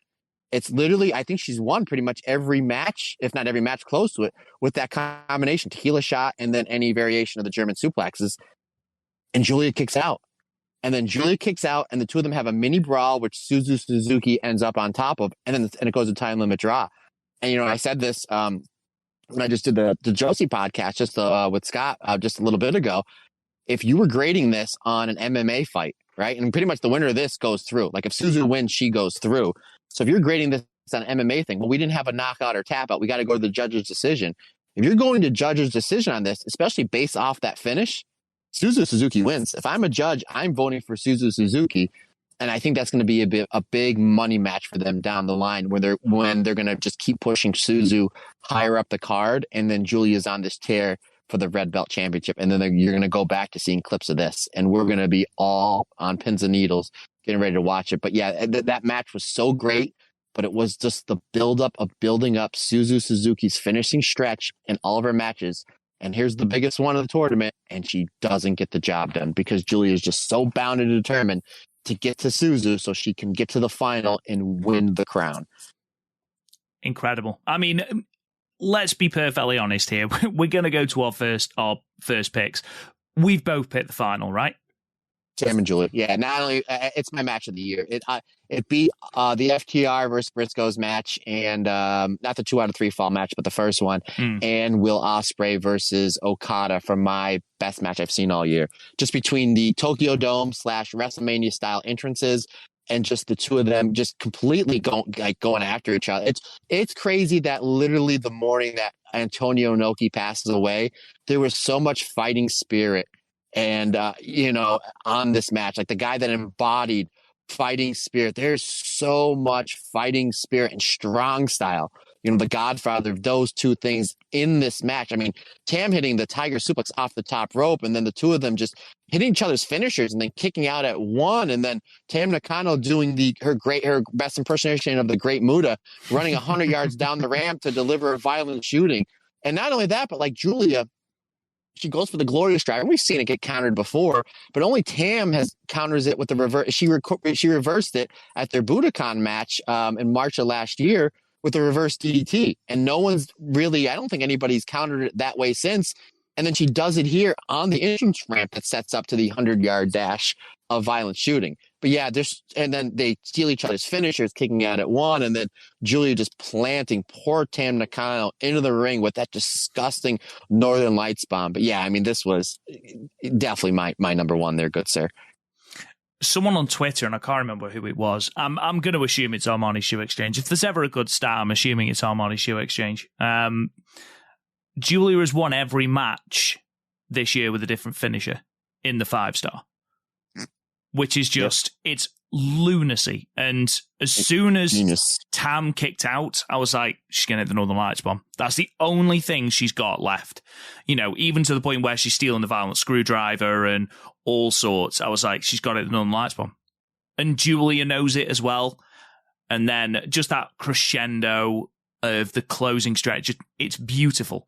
Absolutely. I wax lyrical about the Syuri versus Momo final from last year, and this eclipses it completely.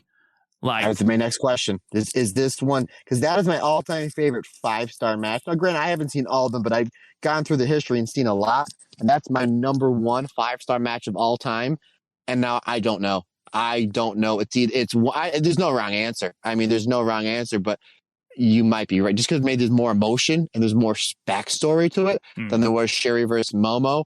But that was literally the one question I was going to ask you: was this better than last year's final? There was two very different stories. With Syuri and Momo, they'd had things going into the tournament where sort of Syuri's calling out the fact that Momo no longer possessed that killer instinct and wasn't able to get the job done. Here, you've got everything from Budokan and Tam winning the white belt in the name of Arisa, and then sort of we had the burnout of that feud, and then we had Julia debuting and calling out, re-debuting with Tekla and Mirai and sort of calling out the rookies in Cosmic Angels, and then again reigniting a feud between the two, and then we've reignited it again, but with a different storyline. This time, sort of Tam going after Julia because she couldn't win the 5-star, and the inevitability of Julia getting that red belt that Tam has never owned. So they're keeping this feud going, but they're not just retreading old ground. They're adding new wrinkles to this storied rivalry between these two, because with matches that have gone really well, if you keep revisiting it, you run the risk of diluting it. However, adding more wrinkles to it and adding it, relatively subtly, which is what Stardom have done, it makes it far more exciting. And these two will just do everything they can to hurt each other, and that just adds so much more. And they have this begrudging respect despite themselves for each other that it adds an entirely new emotion. So I talked about the emotion of the Julia and Suzuki match, and that absolutely was layered in emotion. But this is layered in a completely different emotion, like raw anger and determination to win. And that's just as sort of tangible as the Suzuki and Julia emotion. And I loved that. And I felt that more than in the Syuri versus Momo match. Still an absolutely outstanding final. But I'd argue this pips it. Yeah. Yeah, and I'm going to make a bold prediction. Very bold prediction. So Julia hasn't won the red belt yet. I think she's going to get, and she should because she's just a huge star. I think she'll get at least a year run as long as she stays healthy. But I'm going to say that Tam Nakano is the one that beats her for the red belt sometime in 2023 or 2024. That's my bold prediction that I'm betting no money on. Maybe $1. Maybe I'll bet you a US dollar on that, sir. A singular US dollar. I mean, it would be brave for Stardom to have both of Julia's singles reigns ended by Tam Nakano. To have her white belt reign ended by Tam, and then to have her red belt reign ended by Tam. You know, what storytelling? What storytelling, though? Oh, my goodness. It would be incredible. It would be incredible, especially as it would sort of paint Tam as this one sort of roadblock that Julia has never really been able to sort of bypass. She's always sort of been able to skirt around it, but she's never really been able to deal with it. It would be an interesting story, definitely. Of course, we are assuming that Julia is going to win the red belt at Dream Queendom. Let's not forget that Syuri has been absolutely imperious as red belt champion, so it's going to be a fantastic match without a shadow of a doubt. Let's move on then to let's do our 5 top performers then. So who are the 5, Matt, that stood out to you in this tournament?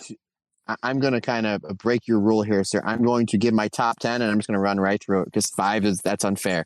So I'm just going to run right through it there, good sir, if that's okay with you. Absolutely fine, man. You do you. Okay, number 10 is Utami. Number 8 is Syuri. Number 8 is Momo Watanabe. Number 7, Suzu Suzuki. Number 6, Saya Kamatani. And number 5, Starlight Kid. Number 4, Miss Tam Nakano. Number 3, Mayu Iwatani. And this 2 and 1 is still difficult. But number 2, Julia. And my number 1, the MVP for me in this tournament would be Hazuki, because Hazuki Mania is running wild, brother. Yeah, I mean, you're not wrong. You are not wrong at all. I hear that a lot in my house that I am wrong, so I really appreciate that, Rob. Thanks, man. Appreciate so good today. I mean, I've done a 5, and it's so hard to. I mean, I'll be honest. Tam hasn't breached my top 5, and it's tough, man. It's tough. Honestly, I genuinely feel bad, but I haven't been able to split my top 5. So at 5 is Maika / Himeka. I think both of them have sort of... You do you. Yeah, absolutely. Why not? I honestly think that those two have... You look at every single one of their matches, they don't have a bad match. In fact, they don't have even just a good match. Even with talent, so for example, Himeka's match with Mai Sakurai, who, when the hell did Mai Sakurai improve so much? Even matches where, you know, they're expected to win, they're still bringing out the best in their opponents. Plus, it's just an absolute pleasure to see them lariat the living hell out of people. Number 4, Starlight Kid. I think Starlight Kid's had a phenomenal tournament. You know, matches we haven't spoken about, like her Natsupoi match. Absolutely excellent match. Probably their best match they've had together, if I'm being perfectly honest. And they've had some really good matches. Number 3, Mirai. Like, what a debut year Mirai has had. You know, there were whisperings of people not being quite sure about her, and then she went on to win the Cinderella, and people were still a bit cold on her. And then she's come into this 5-star and just lit up anyone that has stepped in the ring with her. She has delivered some lariats that have genuinely made me feel it like however far Japan is away, like 7,000 miles. I don't know, I'm guessing. But honestly, some of the matches she's had, her match with Mayu Iwatani, which I didn't mention in my top 10, was absolutely incredible. Some of the lariats, some of the people are so into Mirai, and she looks incredible. She wrestles, she's like improved in ring in the space of like 4 months as well. Just massively, massively great tournament. Number 2, Julia.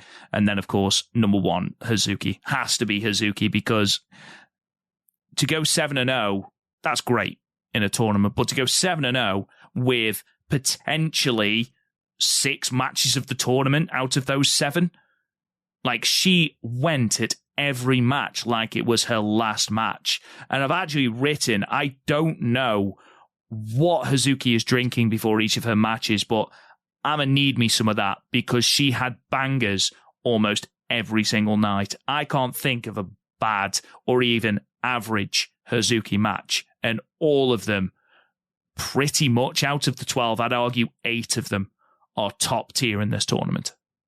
Yeah, even like I know a lot of people, they have flipped their 1 and 2. They had our 1 and 2. Shocker. I mean, you have the same 1 or 2. Shock there, buddy. But like they put Julia on 1, and hey, the Julia it's the hot thing right now, right? And they had Hazuki too, and it's like, well, Hazuki lost those 5 matches. I'm like, well, that's the way it was booked. However, let's look at those matches she lost, right? Saya Ida made Saya Ida look like $1 million. Not that Saya Ida really needs the help because she's fantastic. Mayu, that match was great. Momo, that match was great. So it's like, yeah, even though like the Saya Kamatani match, again, that was, in my top tier. So it's like even the matches that she lost, she came out looking really, really good. And again, I just think that she's the one to take the belt off Saya Kamatani. I think so.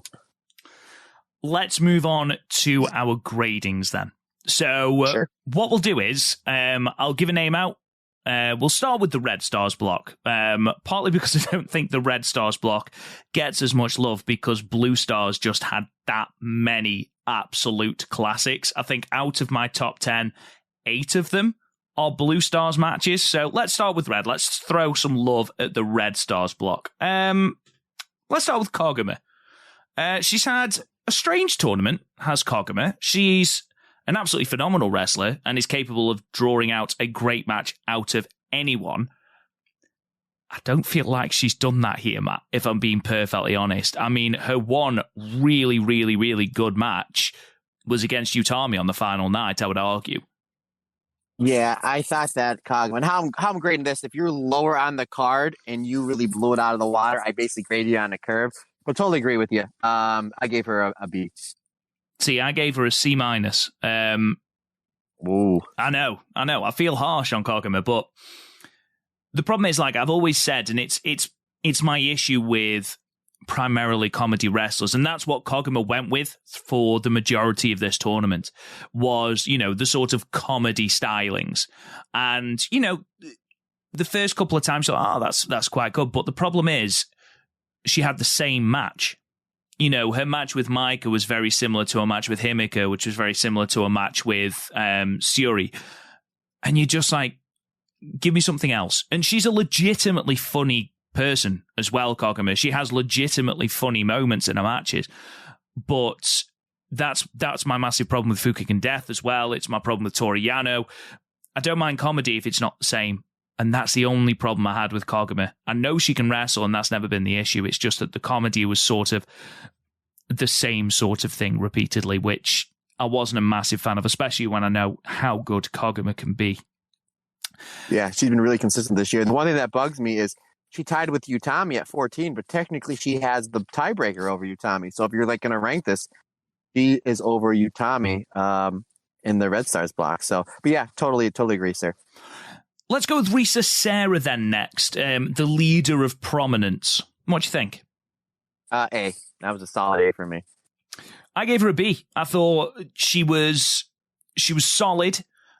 She didn't start to have like really, really good matches until like halfway through the tournament. I thought she had a fairly tepid start and then just sort of blew it out of the water with that crescendo being what I thought was a really, really good match against Syuri. But yeah, I gave her a B. I thought she was impressive. I wasn't overly impressed with the double count out against Mei Sakurai, which seemed a little bit of a strange booking decision, but that's not Risa Sera's fault. But yeah, a B, a solid B for Risa Sera. I got a feeling my letter grades are going to be a little bit higher than yours, which would be great because we'll finally maybe be a little bit indifferent on something for once. Maybe this is because I work in education and I'm used to I think so. And I just love everything. So yeah, that is true. I am. That is true. And I literally yesterday, as we're taping this on a Monday, yesterday was Lily's 18th birthday. And I literally started doing this after her party where I had a few beers and I was hanging out with my dad and my best friend and everybody was over. So I was I'm pretty much always in good spirits, as you know, but I was in extra good spirits when I did this. So maybe my thing's on a double curve. I don't know. So, but go ahead, sir. Who would you like to grade next? Let's do Saki then next. Not Saki Kashima, Colors Saki. I'll be honest. I thought that she took the spot of what I assumed Unagi would be doing. So she ended up on the tournament with 5 wins, 7 losses. And, she was solid enough, but did she ever have that really, really good match? Or was it always sort of steady? What was your opinion of this? I thought that and I know me and you were texting back and forth. I thought she had a great match with Sherry. She had a really good one with Tommy. The match with Tam and the last night was pretty good. And I thought she had 2 really good ones with Mike and Himeka. So Saki being the legit question mark going into this tournament, I thought she really, really impressed me. And I'm excited to see where they're going to go with her. But for her grade, I gave her a B+. Okay, I gave her a C+, pretty much for the questions I asked you. I don't know. There was something about her that was just like, I didn't really... She's obviously very good in ring. But, I don't know. I can't even put my finger on it. I can't... when there's some wrestlers that you just don't vibe with? I think it's just that. Like, I can't say she's had bad matches because she hasn't. I don't know. There was just something that didn't really vibe with me. But anyway, let's move on to Saki Kashima. I think Saki Kashima's had a great tournament. Yeah, I mean, she won an award, right? Then she did. Yeah. So now that she pinned Sherry and legit, we have all these crazy finishers, right? In Stardom, you got the Violent Screwdriver, you got the Northern Lights Bomb, you got the Michinoku Driver, you have the Vermilion World. The most dangerous finisher in this company is the damn Revival, the Kishikasai. I mean, here's Azumi, right? Legit, on her birthday. Comes out that fantastic wall with the blue. It's like you're on a roller coaster with the purple and the purple robe and the purple hair. And then she takes her robe off. She's got new gear. It's her birthday. And I'm thinking, if she wins this, she's pretty much going to go to the finals. And I'm 4:30 in the morning, watch this. And I'm literally looking at the top of the steps because my wife picked Azumi to win the red block. I'm like, she's going to get this right. There's no way Azumi is not winning on her birthday with new gear and that she's not going to go to the finals. And then she loses. But regardless, Saki Kashima has again, I'm grading this on a curve because of where she is on the card. And the fact that she pinned all these people and just put more stock into her, to me, she was a solid A. 12 points. Who would have thought? Solid A when it's entertaining as all hell in these wins. Honestly, she's not I'm going to compare it to Tori Yano again, where legitimately she could beat anybody. And she's such a threat. If you end up with Saki Kashima on the last night, there's no way you can say, oh, that's a dead cert, because Saki legitimately could beat anyone. I mean, you look at the top of Red Block. She beat Tam, she beat Maika, she beat Risa Sera, she beat Utami, she beat Syuri, she beat Azumi. She beat everyone at the top of the block with the exception of Himeka. So she had a fantastic tournament. Plus, she did what I wish Koguma had done. She was a comedy wrestler that changed things up. The match she had with Momo Kogo was a completely different comedy match than the one she had with Utami, for example. I really, really enjoyed Saki Kashima. I've, for as long as I can remember, flown the flag for how underrated Saki is. I gave her an A-. I thought she was great. I thought tremendously good fun. Let's go for Azumi then. Azumi, who on her birthday was pinned in 30-something seconds by Saki Kashima, but did end up on 14 points, going 7 and 5 in the tournament. What do you think, Matt? A-. I thought she was terrific. I thought she had great matches with Mike and Himeka. I'm a big fan of against the bigger, stronger wrestlers, Mike and Himeka, that she would do the Canadian Destroyer and then float it right over into the Azumi Sushi, which the physics of that move is you're using your own weight and momentum against you. So you do the Canadian Destroyer, which attacks your opponent's neck, and then you quickly use their own weight up against them. I thought I was a really big fan of that. Obviously, her match with Sherry was fantastic. She had a great match where she made Tam Nakano wrestle high speed. So I guess in my house it was high speed Tam time.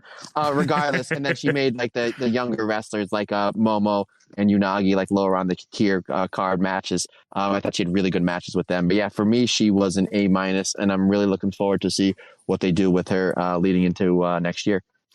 Yeah, she was solid B for me. I thought she had a really, again, I keep using that word, tepid start, and then just exploded in the last couple of matches to have really, really, really good matches.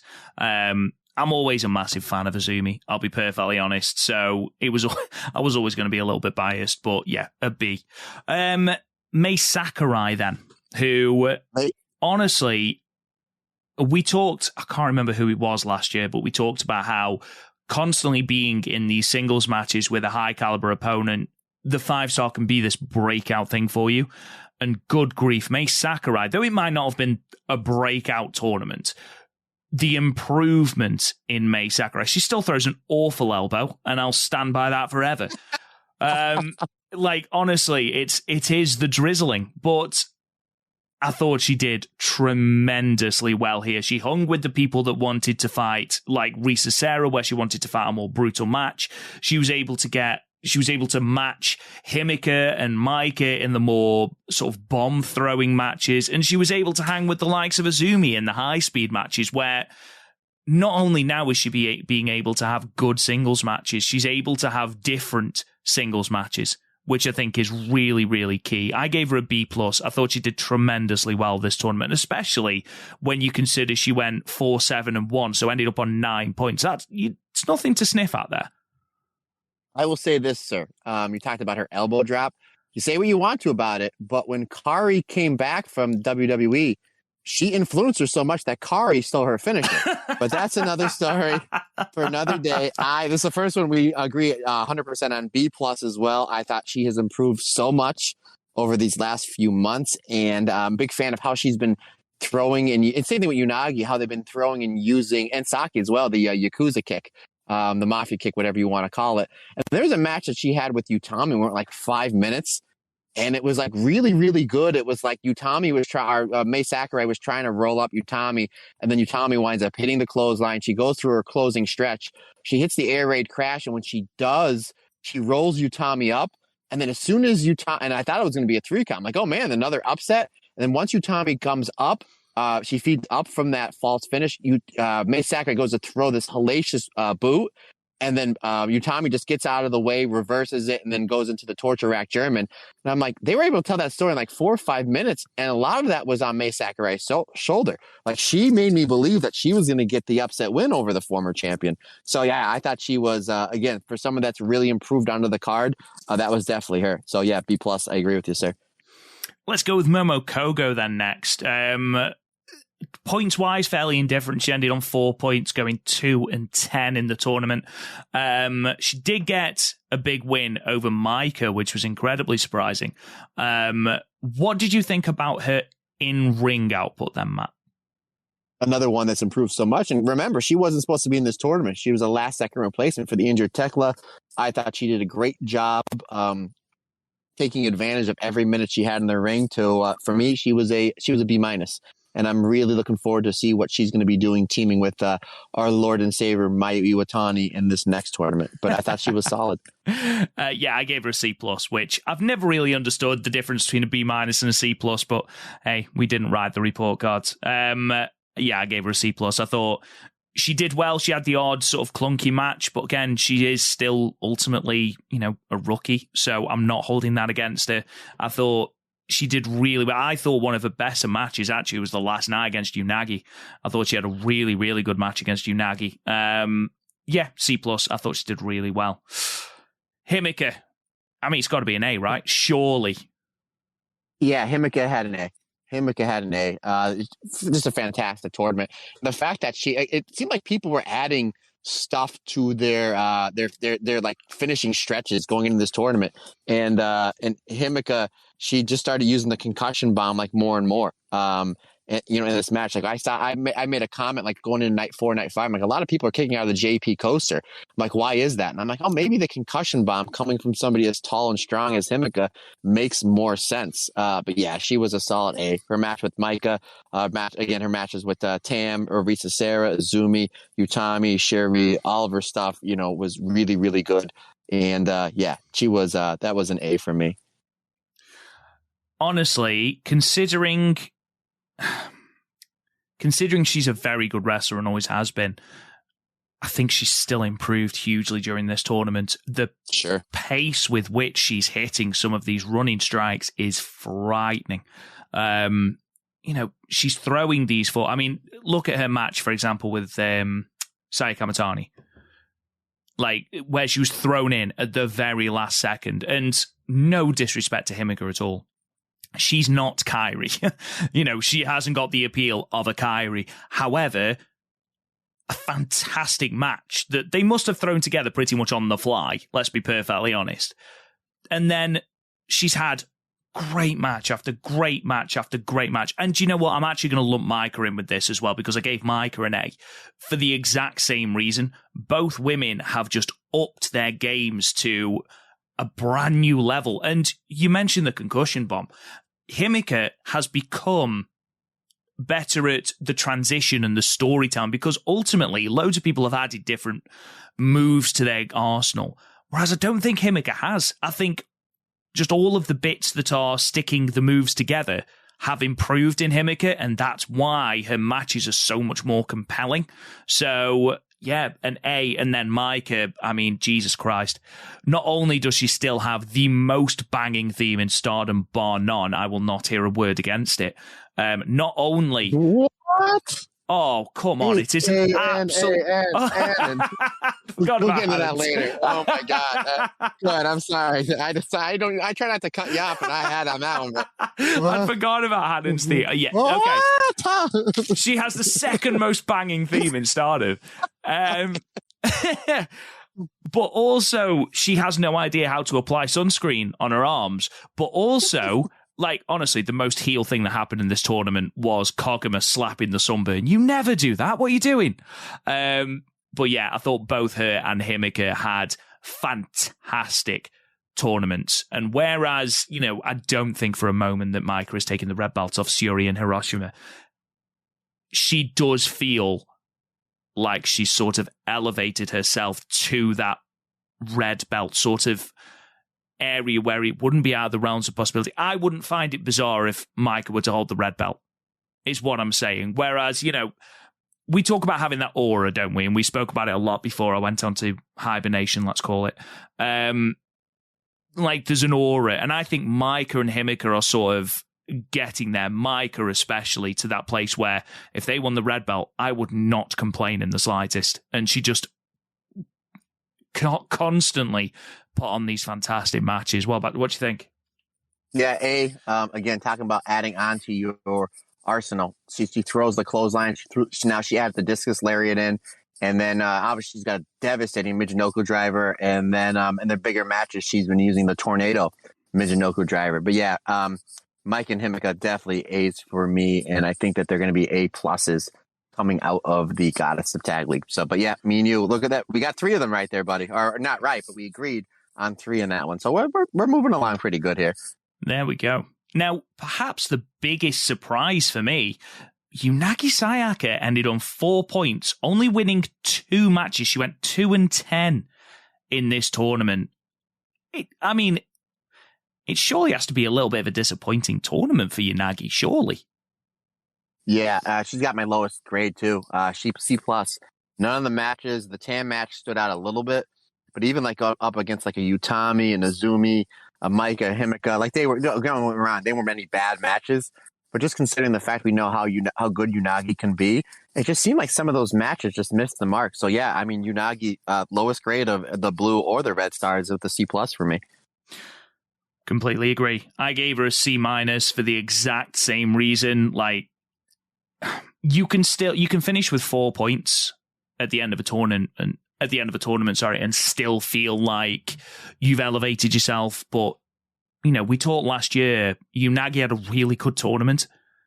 But here it felt like we actually took a few steps back, because even the matches where she's losing, none of them were really memorable. And I know that obviously we had a glut of fantastic matches and it's impossible to remember them all. But I do feel like Unagi was disappointing. And that's unfortunate, because I'd turned a corner on Unagi. I thought she'd done really well, but I'd argue perhaps, her TAM match, but her TAM match was nowhere near as good as the one from 2021. I'd argue perhaps that her best match was with Momo Kogo on the final night. And when you look at who's in this block, Tam, Himeka, Maika, Utami, Syuri, she had a good match with Syuri, actually, thinking about it. Her match with Syuri, I think from night 3, was actually okay. It was a good match, but I don't know. I expected more from Unagi. I thought she'd be one of those people on 12 points. I'm quite surprised she ended up as low as she was. But yeah, let's. Well, now we know the reason why though. With her, she made an announcement that I don't know if she made an announcement that she's a freelancer now, as of today. Oh wow! So as of today. That's why Pink Kabuki. Yep. That's why there's no Pink Kabuki. As she said, she's still going to be in. Again, I know the podcast. We still got a lot to do, and the podcast is running along. And maybe this will be another story we can talk about for next week. But real quickly, that she made an announcement during, right after the press conference. I believe she put it on Twitter or something that she's still going to be a part of Stardom. She's still being Cosmic Angels. She put on her, I believe, her Twitter account that you can book her because she's a freelancer now.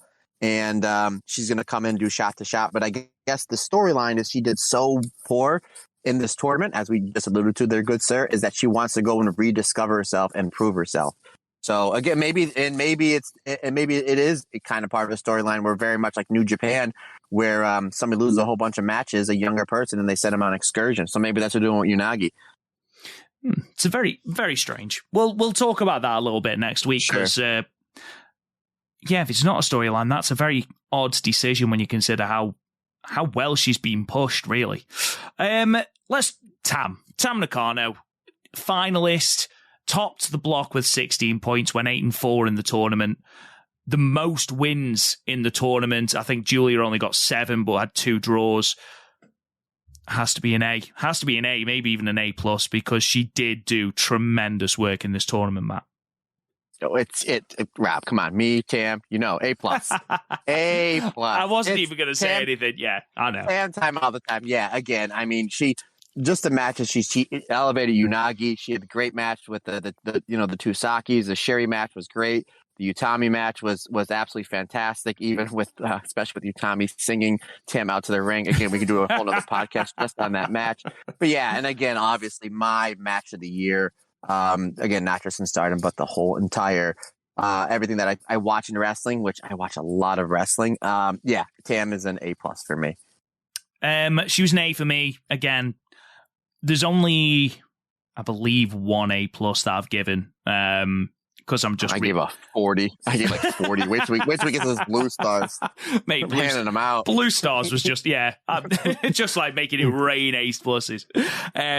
Tam had a fantastic tournament. There's I can't really add anything else to what you've already said. She had a great tournament, had really, really, really good matches. Himeka, Maika, Syuri, all fantastic matches. Our Red Belt champion, Syuri, then, as we approach the end of Red Star's block. What did you give Syuri? Solid A. She had some really, really good performances. You can tell with all the KT tape she has on her. She's getting a little beat up. I mean, she wrestles a very, very hard style, and there was some of those matches against some of the lower card opponents, for lack of a better word, that she was kind of just taking it a little bit easy on, but hit a couple kicks and pretty much maybe stretch them and take it home. But when she had to show out, she showed out, and God bless her. You can see she's in quite a bit of a pain, but yeah, she was a solid A for me. That is something that I am just going to sort of go back and just sort of say about Koguma. I know that obviously you do need a night where it is easier on you again, and Syuri is sort of a great example of this. The poor woman is held together on a wing and a prayer at the moment, and again, wrestling her style, 20 nights from July to the start of October, it's not easy. So I do understand. Plus she had the Nanai title match. Yeah, exactly. She's had title matches and all sorts in the middle of this, so I do understand why Koguma is wrestling the comedy style, sort of to give the wrestlers against her a little bit of a break, but even so. Syuri B+, I thought, despite the fact that she's held together literally by prayers, I thought she was another one who had a lot of really, really good matches. Again, like I said before, probably Unagi's best match aside from Momo Kogo. Had a fantastic match against Risa Sera, an absolute banger against Maika, which we haven't mentioned, but Jesus Christ, that is a great match. A match against Utami. Really, really good matches. We don't expect anything else from Syuri. But yeah, a really, really good B+.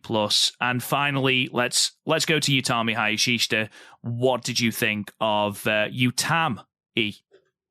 How dare you, sir? She would have been an A+ because she disrespected Tam. No, I gave her. She had a solid tournament. Just like maybe just for her because she's held in such high regard from me that that I gave her an A-. She had like maybe like one or two. I wouldn't say misses, but I thought like the matches would have been better. Again, I hold Utami in such a high standard. That's again, I kind of gave her the curve down, so she got an A-, which is still a darn good grade. I wish I got more A- when I was in school. But my kids wish I gave more A-. I gave her a B+. Again, there's absolutely nothing between a B+ and an A-, but there we are. I think she had an absolutely fantastic tournament, had great matches again with Syuri, with Maika, which is another match we didn't talk about, but a match with Maika was really, really good. Had one of the better matches against like Risa Sera, for example, against Saki. Had really good comedy matches against Saki Kashima, against, not that I'm saying their match with Tam was solely comedy, but sort of added in those comedy elements, just showing off how well-rounded a performer she really is. I thought she was fantastic as a whole. I gave her a B+, like I say. Had a really, really strong tournament. Let's move on to Blue Stars. And honestly, an interesting stat that I saw worked out. The 5-star's been going since 2012. And of those 11 tournaments, Matt, how many winners have come out of Blue Stars? You know what? Geez, I should really know this because I've been doing so many of the watch-alongs, and a lot of them have been the finals. And I give a quick stat, and then I must just forget it. I'm going to say 8. Bang on. Well done. Well done. Lucky. That was just luck. That was just luck. Look at that. Go me. It's not surprising that so many, 73% of 5-star winners are coming out of the blue block. And it's not surprising when you look at how stacked these blocks are, but especially Blue Stars. Like, no disrespect to the competitors in Red Block, but in Blue Stars, it felt like every single match was must see. Like, there was no dead air. When you can see, Sayaka Mitani, these are I'm just going to run through my grades and then we'll talk about them in a little bit. But Hazuki A+, Mayu Iwatani A-, Julia A, Natsupoi A-, Mina Shirakawa A-, Mirai A, Amasori B, Starlight Kid A, Suzu Suzuki A, Sayaka Mitani A. They just didn't miss in this tournament. And I swear to God, every time I saw Mayu Iwatani wrestle, I thought she was literally going to fall apart. Because I don't know if it's just she's absolutely phenomenal at selling or if her back is just now full of gremlins. But I'm so invested in her matches, even more than I was before, because I'm just that genuinely concerned that she's actually hurt. But overall, there was no weak link in Blue Stars at all. And I'll copy and paste what you just did, just because I know we're on like 2 hours here. We still got to do a top 5 shows. And not that I don't enjoy talking to you, my man. This is an absolute blast, and I'm so glad you're back with the show. But Julia A+, Mayu Iwatani A+, Suzuki A+, Mirai A, Hazuki, Mania Running Wild A+, Sayaka Mitani A, Starlight Kid A+, Momo Watanabe A, Natsupoi A-, Ami Sori A-, Mina Shirakawa, such an improvement, A, Saya Ida B+, and if you want my grade for Hana, are you ready? H-A-N-A-N, Hannah gets an A. Notice how I saved that for last. Amazing. So rather than go through everyone, because we could be here for hours and hours and hours because of just how good this block was, I just want to highlight a couple of people. Obviously, we know how well Hazuki did. We expect almost how good Mayu Iwatani was, Julia was. There's 3 or 4 names I just want to highlight. Natsupoi, such an underrated tournament. So just because she got the living hell beaten out of her on a nightly basis. Like, I don't know if she has, like, is she blackmailing these people? Like, has she grievously offended everyone in the locker room? I mean, she had got an absolute pasting at the hands of Julia, Hazuki, Mayu, Mina on the last night. She's in the same bloody stable as Mina, and she got an absolute hammering. But she sold absolutely everything like it was death, and I absolutely loved it. We talk about how it's not always offense that's important, it's how well you sell, and that's why I love Mayu Iwatani so much. But Natsupoi was an absolute glowing diamond of that. She was phenomenal in this tournament. Mina Shirakawa, like, the way she's found this niche of just destroying people's knees. That match with Julia, which again, one we didn't mention, her match with Mirai, a match we didn't mention, Amisori, Natsupoi, where she's just absolutely disintegrating people's knees and working on them relentlessly. And that match with Amisori at Korakuen, like, Amisori's best match, in my opinion, and just an example of how well Mina is able to carry a match. Now, it's not a case of Mina's being carried to a good match. She is delivering good matches at her pace, and that's fantastic to see. Obviously, Suzu Suzuki, absolutely incredible. Hanan, I gave her a B+. I know B is not a letter in her name, so I can't sing it, but she was another one who was so helped by the fact that she was in there with the likes of Julia, Mayu, Natsupoi. Her match with Mayu, I thought, was really, really good. She never quite breached that, like, 4.25 stars, but she constantly had really solid and enjoyable undercard matches. And I think that is really, really, really important. And again, I can see this being not necessarily a breakout tournament, but the start of something with Hanan, which is absolutely amazing. And then finally, Mirai, who, again, I mentioned before, I just cannot believe how much she has grown as a competitor in such a bafflingly short amount of time. Absolutely incredible. Matt, is there anyone you want to highlight in particular in Blue Block? I'm just going to piggyback off you. Yeah, poor Natsupoi. I know, like, when these shows came out, I needed to stay on top of it, or else I would have fell behind. And a lot of these shows, I was a few days ahead of you. So I would kind of give you a heads up, like, oh boy, what's going on with poor Natsupoi? And then, like, Hazuki had the singles match, and then they had the tag match, almost like within like a week or two of each other. Yeah, they did. And I think you sent me a text message, and I think you said, "Can I copy and paste this and use this on the podcast?" Like, absolutely. And your text message read something along the lines of, "Did Natsupoi hit Hazuki's dog?" Something. But yeah, she just got the bejesus beat out of her, considering the fact that, like, Natsupoi has got a gorgeous face, and she just letting people just destroy her face, like, just with these kicks and these slaps and whatnot. Yeah, Mina Shirakawa, again, you talked about the work on the legs. Not only that, Rob, but, like, she goes to the figure four, and if somebody wasn't tapping, they would go to the ropes. And when they would get to the ropes, they would use the corner, the turnbuckle, to help pull themselves up. And Mina's striking has improved so much. And she was smart she was showing videos of her at like an MMA gym or a Muay Thai gym, working on her elbows and working on her kicks. So I was like, okay, we know that's going to be, she wouldn't be posting that on social media, where she has a ton of followers, which she's capitalizing on the medium. Smart. If she wasn't going to be throwing some kicks and improving her strikes. And we saw on the first night with Momo. But what I'm getting at is her opponent gets to the turnbuckle to get out of to climb up from the figure four. And their back is towards Mina. Mina does it. It's almost like a signature now. Mina does a rolling elbow to the back of the neck and then a draping DDT. So, like, not only have I been breaking down your knee, now you left me open so I can go to your neck. And it's very similar to the psychology that she used to beat Saya Kamatani.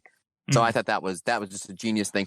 And of course, yeah, Hanan. I mean, just absolutely fantastic. I thought her best match was with Julia. I thought she really showed up and brought up her game for every match. But that just goes to show, and we saw Julia do this with Miyu Amasaki, is, you know, they're putting Miyu in there with Utami and Tam and, like, the bigger stars. But Julia does something so well where, as a main eventer, she's able to take somebody either at the lower end of the card or the middle of the card and bring them up where she gives them just enough offense not to bury herself, but enough offense to make it look like, okay, I had to beat somebody. So that's another great characteristics that they're going to be getting out of Julia once we get this title run. But yeah, and Saya Ida looked great as well. Even though Saya Ida and Hana only finished with 4 points, again, I gave them an A and a B plus respectively, because I thought they had 2 fantastic tournaments. Yeah, absolutely. Saya Ida was one of those tournaments very similar to Hana, and how she would constantly have like really good matches, but ones that didn't quite reach like 4 stars, 4 and a quarter stars if we're talking about star ratings. Not because she's not very good, but obviously because, you know, she was on the undercard, only had a certain amount of time and things like that. But again, she is still presumably going to have a really good showing for Wingori in the tag league. Hopefully, he says. Before we sign off then, Matt, let's finish with our 5 top nights. So if you want to go through and give us your 5 top nights, and then I'll do the same. I'll tag you in there, good. So yes, quickly, night number 2, July 31st was number 5. The first Korakuen, night number 5 would be my number 4. 5 and 4 getting confused. My number 4 is night number 5 from the 11th of August. Number 3 would be night number 1, 7:30, July 30th. And then we go to day 18. Which was I can't believe they ran a show noontime in Korakuen Hall and drew like 1,300 people. Crazy. The date of that was the 23rd of September, and then to the shock of no one, I'm sure we have the same number 1 would be the finals, night number 20 on the 1st of October, Zumi's birthday. You will be very unsurprised, I'm sure, dear listeners, that I have very similar picks. Number 5 for me is night 5, the first Korakuen. I thought just top to bottom, it was a fantastic show. In 4th, I had night 2. From the 31st of July, main evented by that Utami and Shiori match. Night 1 is at number 3, and then my top 2 are exactly the same as you. Number 2 is night 18, and our top 1 is the finals, which was, again, just perhaps top to bottom, the best wrestling show I've seen in a good while, maybe ever. There is no bad matches. Is that the greatest Stardom show you've ever seen? Because I've literally seen 5 or 6 Stardom shows this year where I'm like, that's the best Stardom show. No, that's the best Stardom show. Is the finals? Is that the best Stardom show you've ever seen from top to bottom? 5-star match at the top. 4 and 3/4 star matches. The emotion. 2 different levels of emotion in the Mayu and Starlight Kid match. Pardon me, the Julia and Suzu Suzuki match. The story still ongoing between Hazuki and Momo Watanabe, and how Hazuki still can't get the Momo Watanabe monkey off her back. You got story, you got fantastic in-ring action. Yeah, probably. I'd argue that when it comes to our end of year awards, I would be amazed unless they blow it out of the water with their Dream Queendom show, which is... They can't. That's the thing. They really can't. Which they probably will. I'd argue this is 1A or 1B, surely, on people's show of the year poll. I would have thought, anyway. Buddy, what was your number 3? Because I think we have the top 1, 2, and 3. Was number 3 your night 1? It was indeed, yes. Yeah, our 1, 2, and 3 are the same. Oh, okay. I didn't realize. It's not surprising, but honorable mentions, like night 16 was fantastic. From the 18th of September with Suzu Suzuki versus Momo, Sai Kamatani versus Mirai. There was 2 Korakuens, I believe. Night 9 was really good. Night 13 was really good with Julia and Mayu. There aren't many really poor nights. I think there was the odd one where there was a couple of okay matches, but for the vast majority, most of the nights are pretty damn good, Matt. Yeah. Really well. Well, Mr. Rob Goodwin, is there anything that you want to say? I kind of want to give the listeners, they hung in for us for about 2 hours now. I want to give them a little treat and tell them what we have coming up in about 2 weeks. Is there anything else that you want to talk about before I give them their reward for hanging out with us for 2 hours? I'll do the plugs once you've given them the news. Okay, and then plug it, and then tag me back in, and I'll do the finish. But the news is we have scheduled our first interview, which will be taking place in about 2 weeks' time. We will be interviewing the voice of New Japan Wrestling and the man that commentated the fantastic Tokyo Dome match between the MK Sisters and Saya Kamatani and Tam Nakano. We'll be interviewing one Kevin Kelly. Yeah, extremely exciting news. So obviously this is just before the Rumble on 44th Street. We're hoping to get that done, I think, on the 17th of October. Are we recording that, Matt? That is the date that we're all penciled in, but as always, card subject to change. I know we're all locked in, and fingers crossed that it'll go through, because we're that's the new me and Rob. One thing me and Rob have talked about with Rob coming back to the podcast is we want to start doing more interviews with people, and I'm very lucky that I have a lot of connections to a lot of places, and it's something that I know me and you have talked about doing, and that will be our first one. So hopefully that's going to be one of many. But yes, that is locked down for the 17th of October. So if you've got any questions, and we will put something up on Twitter, if you've got any questions for the voice of New Japan Pro Wrestling, Kevin Kelly, then please make sure to leave them on our Twitter, and we'll ask him all of your questions. In the meantime, guys, thank you so much for listening. Hopefully you've enjoyed the near 2 hours, maybe even past 2 hours of just general chit chat between us. We really do thank you for hanging on in there with us. You can follow us on Twitter at the Stardomcast, same with Facebook. Make sure you check out our Patreon, patreon.com/the Stardomcast. We have got a brand new website as well, www.thestardomcast.weebly.com, which has got all of our podcast episodes and Patreon exclusive episodes as well. It's got the results for our annual awards, our merch. It's got all this stuff about Stardom as well. How do you watch the history, the championships, the tournaments, and regularly updated roster and faction pages as well. For those who are trying to get into Stardom but find it a little bit tricky, make sure to go and check that out. You can talk to me on Twitter at RealRobGoodwin. And Matt, where can they find you? And throw us off the air, my friend. Absolutely. You can find me at Matt Turner OF on the Instagram and or the Twitter. And thanks to everyone for all the Patreon support. As in the month of October, we will be doing a Goddess of Stardom tournament theme. And for the white belt and red belt tier members, I will be doing the 2019 winners, Tam Nakano and Arisa Hoshinki, which I know make a lot of people on our Discord happy. And also the 2020 winners, Momo Watanabe and Azumi. So that's what's coming down the pike for October.